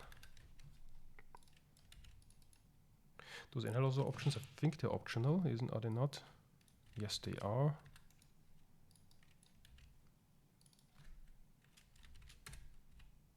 So we can say, how can we create them? Does this make sense? We can say empty. We can set additional files here. Let's take care of this later. For now, let's just have it now. To do add additional files. What else can we add in the analyzer options? That's pretty much it, I think. They are not sealed. Perhaps there is some derived analyzer options. No, not that I can see of. It's just analyzer options here. Okay. For now, we just pass in null. It's optional. Okay, okay. And then we may inspect. But let's see what's happening if we run the test.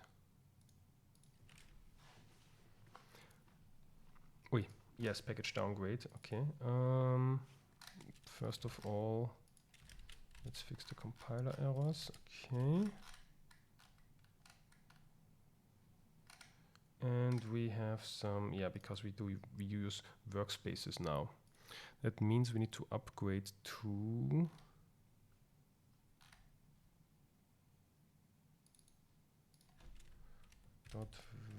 workspaces everywhere.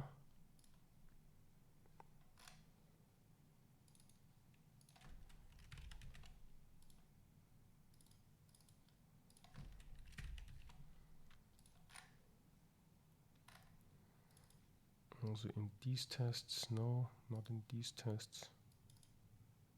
Neither in these, so those are not the C# tests. Here they are, yes. Workspaces. Workspaces.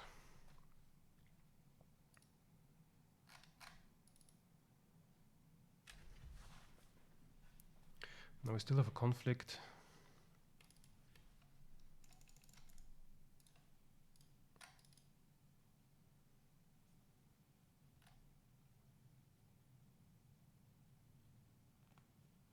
Okay, let's install it directly.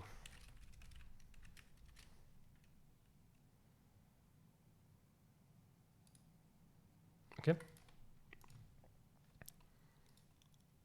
Let's run the test.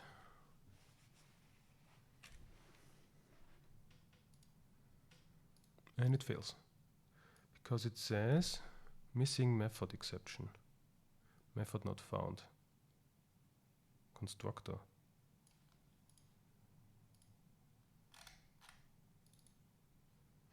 Is it because I declared it as internal type, perhaps?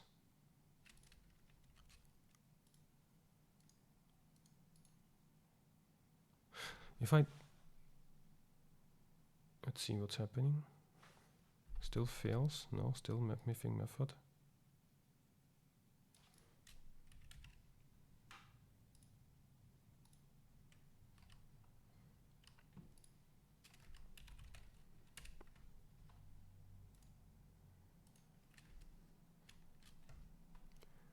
We are almost on time. Try to get something working in the next 10-15 minutes.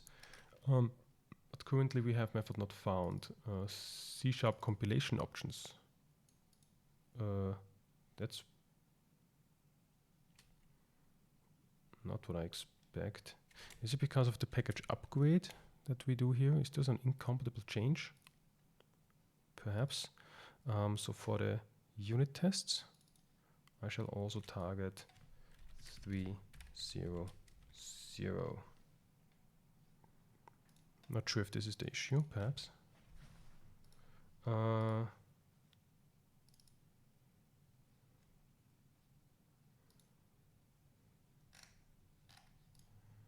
Where do we now have a package downgrade in the analyzer benchmarking tests? Why is common 3.9? I don't understand that. Because we here have 300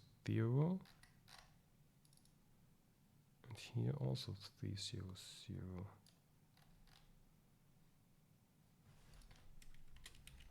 I don't understand the package downgrade here.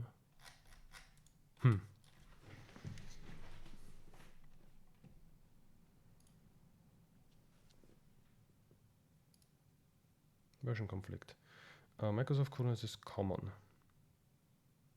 Install 3.9 directly in to project. Analyzer benchmarking tests. We only include that project. That project has...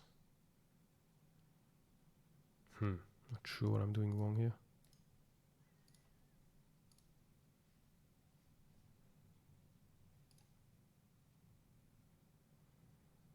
It's building.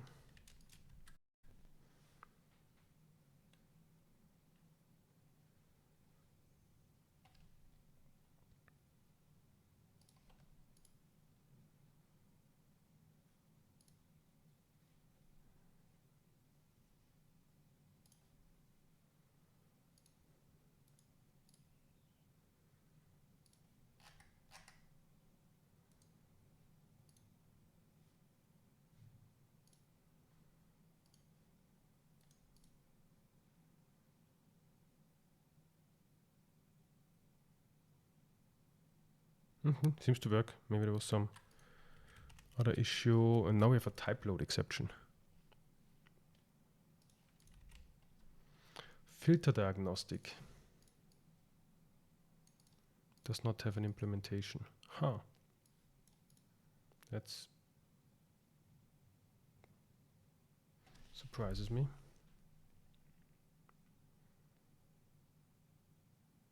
Why do we have this package downgrade? Is it that? No, I don't understand. Okay. For simplicity, I will upgrade to the latest for now and try to deal with this issue later on.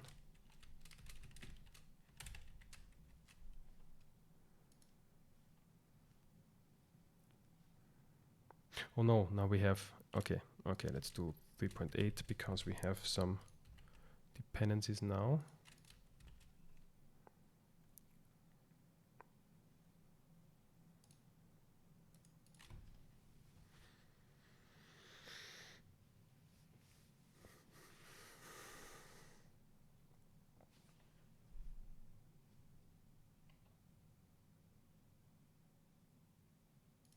Okay, cool. Now we fixed those type load errors, and here something is empty, although we didn't expect it. Okay, but I would like to get some diagnostics out of this test. So let's have a look what's happening. If we actually would like to see the analyzer being invoked, and I guess this is then a great point to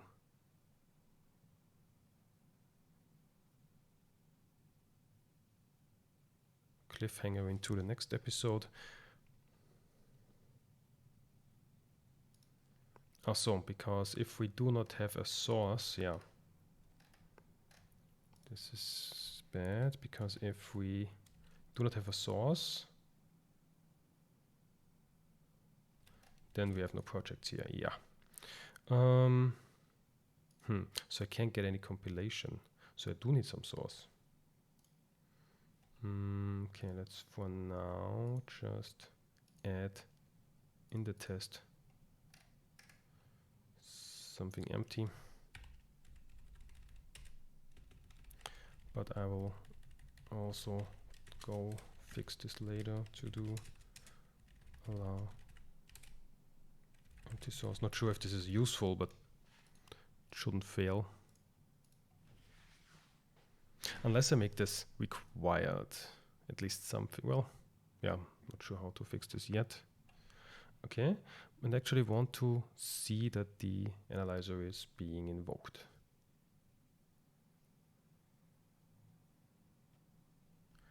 But it is not so far.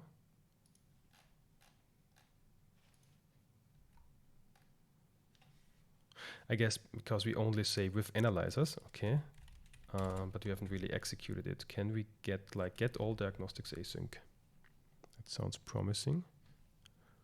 I have a look at the other solution again with analyzers, and then get analyzer diagnostics async, and then we have all the diagnostics. Yes.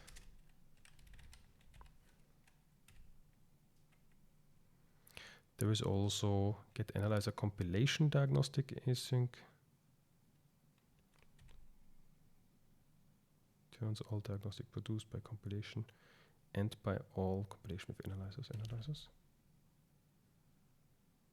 Ah, okay. So there is different diagnostics to get. We could get all of the diagnostics. We could only get the diagnostics from the compilation. I guess this is the input. Then we could get the diagnostics from only the analyzers. And we could get, not sure what the difference between semantic and syntactic is in the term of analyzers. Produced by all from analyzing the given model, optionally scope to a filter span, depending on behavior. Some diagnostics that would be reported for a tree, but analysis be absent. Okay. And the other one, syntax. I will look in this. Ah, okay. So we can pass in a semantic model or a syntax tree. But here we want to get all of the analyzer diagnostics, because this is what we actually want to test, that the analyzer is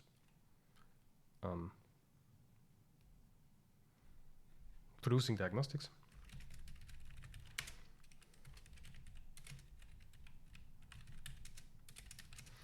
And the analyzer alone, so which is great for the invocation phase. This is async, so let's make this also invoke async, where we have like a synchronous overload dot get await get result. Okay, and in here we then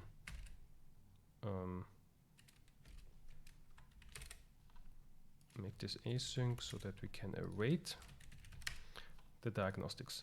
But we don't really need the diagnostics here, so I basically just discard them. And we need configure await false, all right.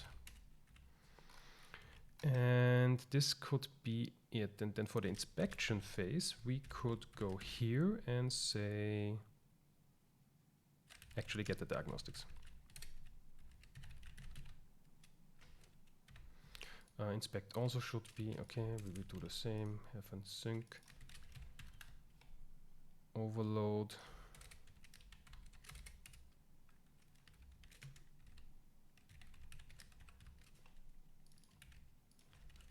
Inspect async, get await get result, also async, get await get result. Guess we're almost there.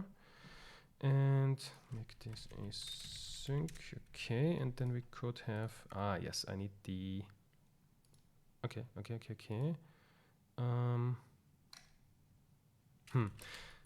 This shouldn't be part of the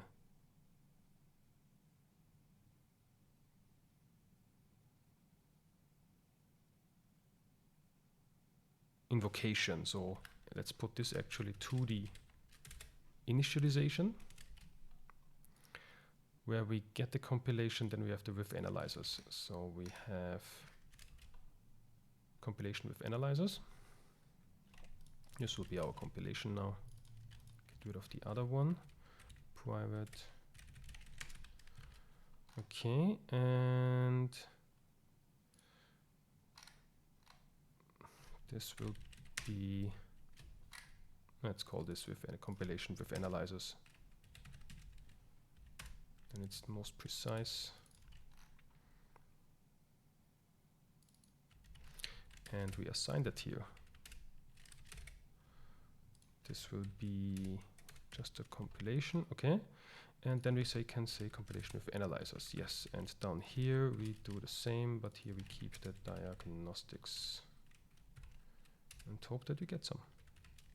I will make a breakpoint here and here and see if we're actually invoking it. This could be a expression body too, okay, but I'll keep it like this for the debugging now. Let's see.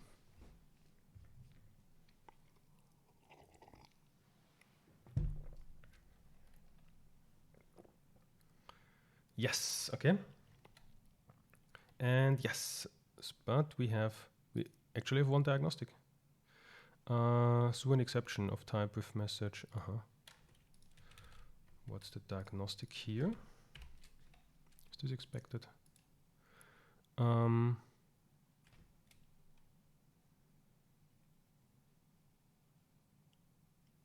Contains a null descriptor in its supported diagnostics. Yes, this is bad. Okay, so now we briefly just emit some diagnostic. We create a rule. Since time is running out, I will grab this from an already existing analyzer, the analyzer that we had a look at. This is not null check. I will just take that. Okay, bit of cleanup, and we have our ID 0001. We have our title, we have some avoid dynamic in 0. We have a category. We do error. I think we set error per default. We have some description, and we have some help link. Well, they're not I think I made some, they're not matching now, but it doesn't matter really. So we have the rule, okay. And then we configure and configure. We don't want to, for generated code, I don't want to analyze. None. And we register for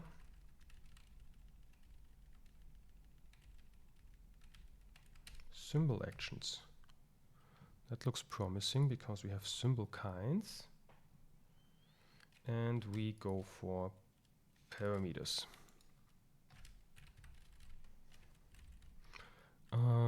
This is an okay symbol kind.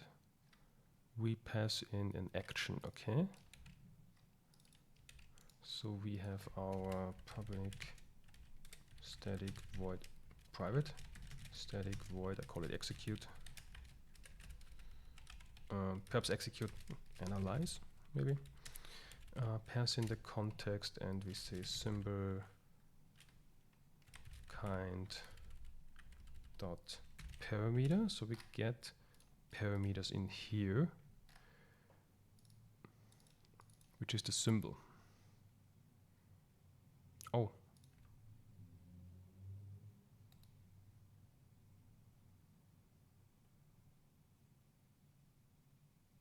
Oh, yes.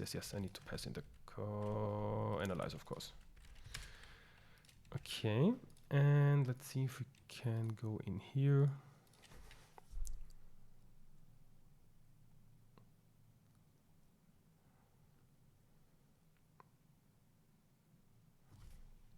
Now we run the analyzer, but we don't hit that breakpoint. Okay, perhaps we didn't.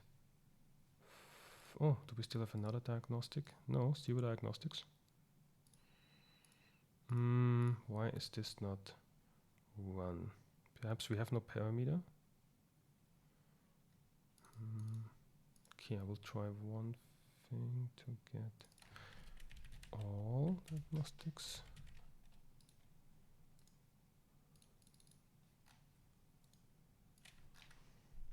Or do we pass the source perhaps not correctly? Maybe there's something wrong with the document and it's empty and I still need to improve my setup. Oh, now we have 13 diagnostics. Okay, that's a lot because it's invalid. Oh, yeah. Because I do not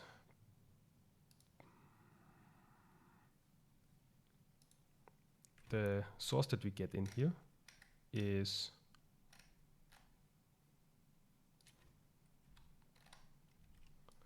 not sanitized. So we go to markup dot the markup parser. Oops. Dot parse, and this receives a file path. File.cs for now.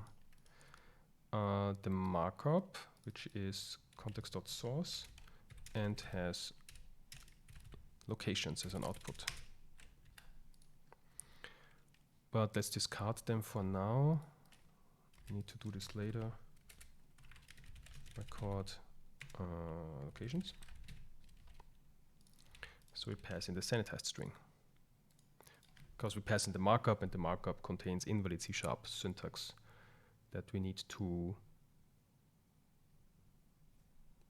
get rid of. And now we go into the analyze. Woohoo! So we actually have the symbol dynamic here, and perhaps we can report a rule on that. We can say context dot report diagnostic. Report diagnostic gets a diagnostic.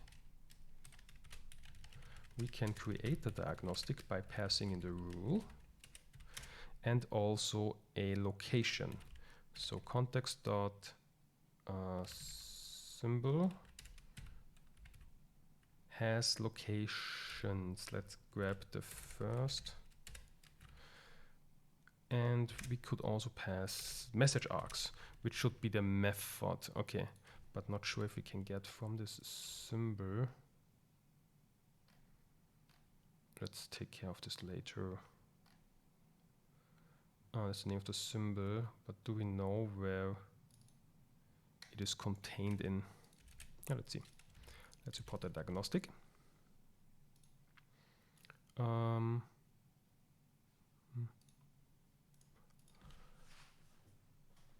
See if we can get the diagnostic, and then that's a good point to pause.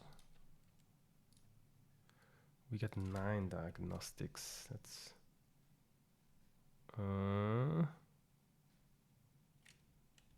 oh, okay. It seems that system object is not defined or imported. I need to pass some metadata references. The BCL needs to be there so that system.object works. Okay, but we do have the ID1 error avoid dynamic in 0. We don't pass the message options, and it sounds like I have a new follower. Thank you very much, Svekos. I hope I pronounce it correctly for following. Thank you very much. Appreciate it.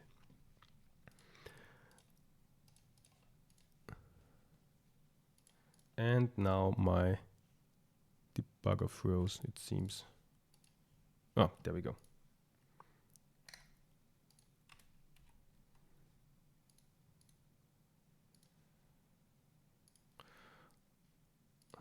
I want to test one last thing.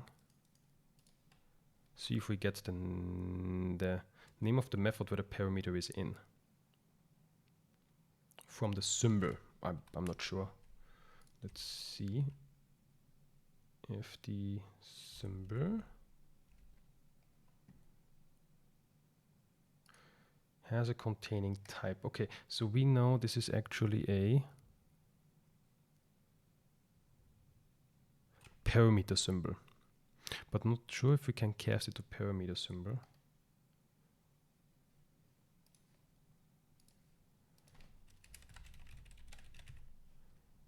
A parameter symbol. So we could say, I think we know debug.assert. Since we do only allow it for parameters here, we can be quite sure that the context.symbol is a parameter symbol. And var parameter, or let's say symbol, is casted to a parameter symbol. All right, and then we could say containing type, containing method, containing symbol, which could be a method in this place, and then perhaps name. And this may be the method name. I think I called it method. Let's see if that works.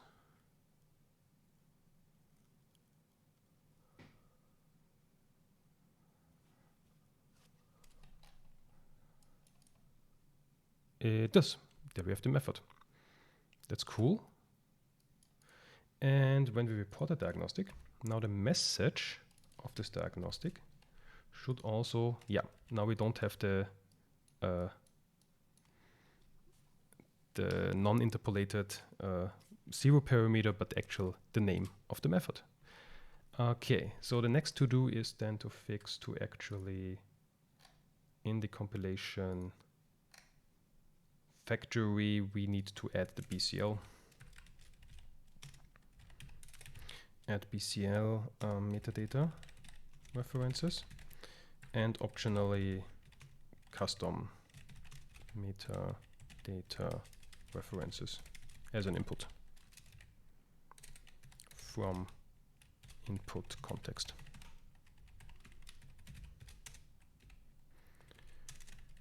And this would be then the next step to get the compilation more complete. And then the next step would be to actually check, assert the diagnostics.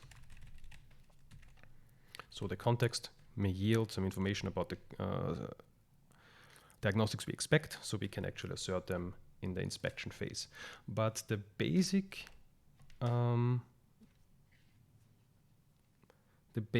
benchmark is quite done, other than we need to improve the compilation, but basically in the invocation we can,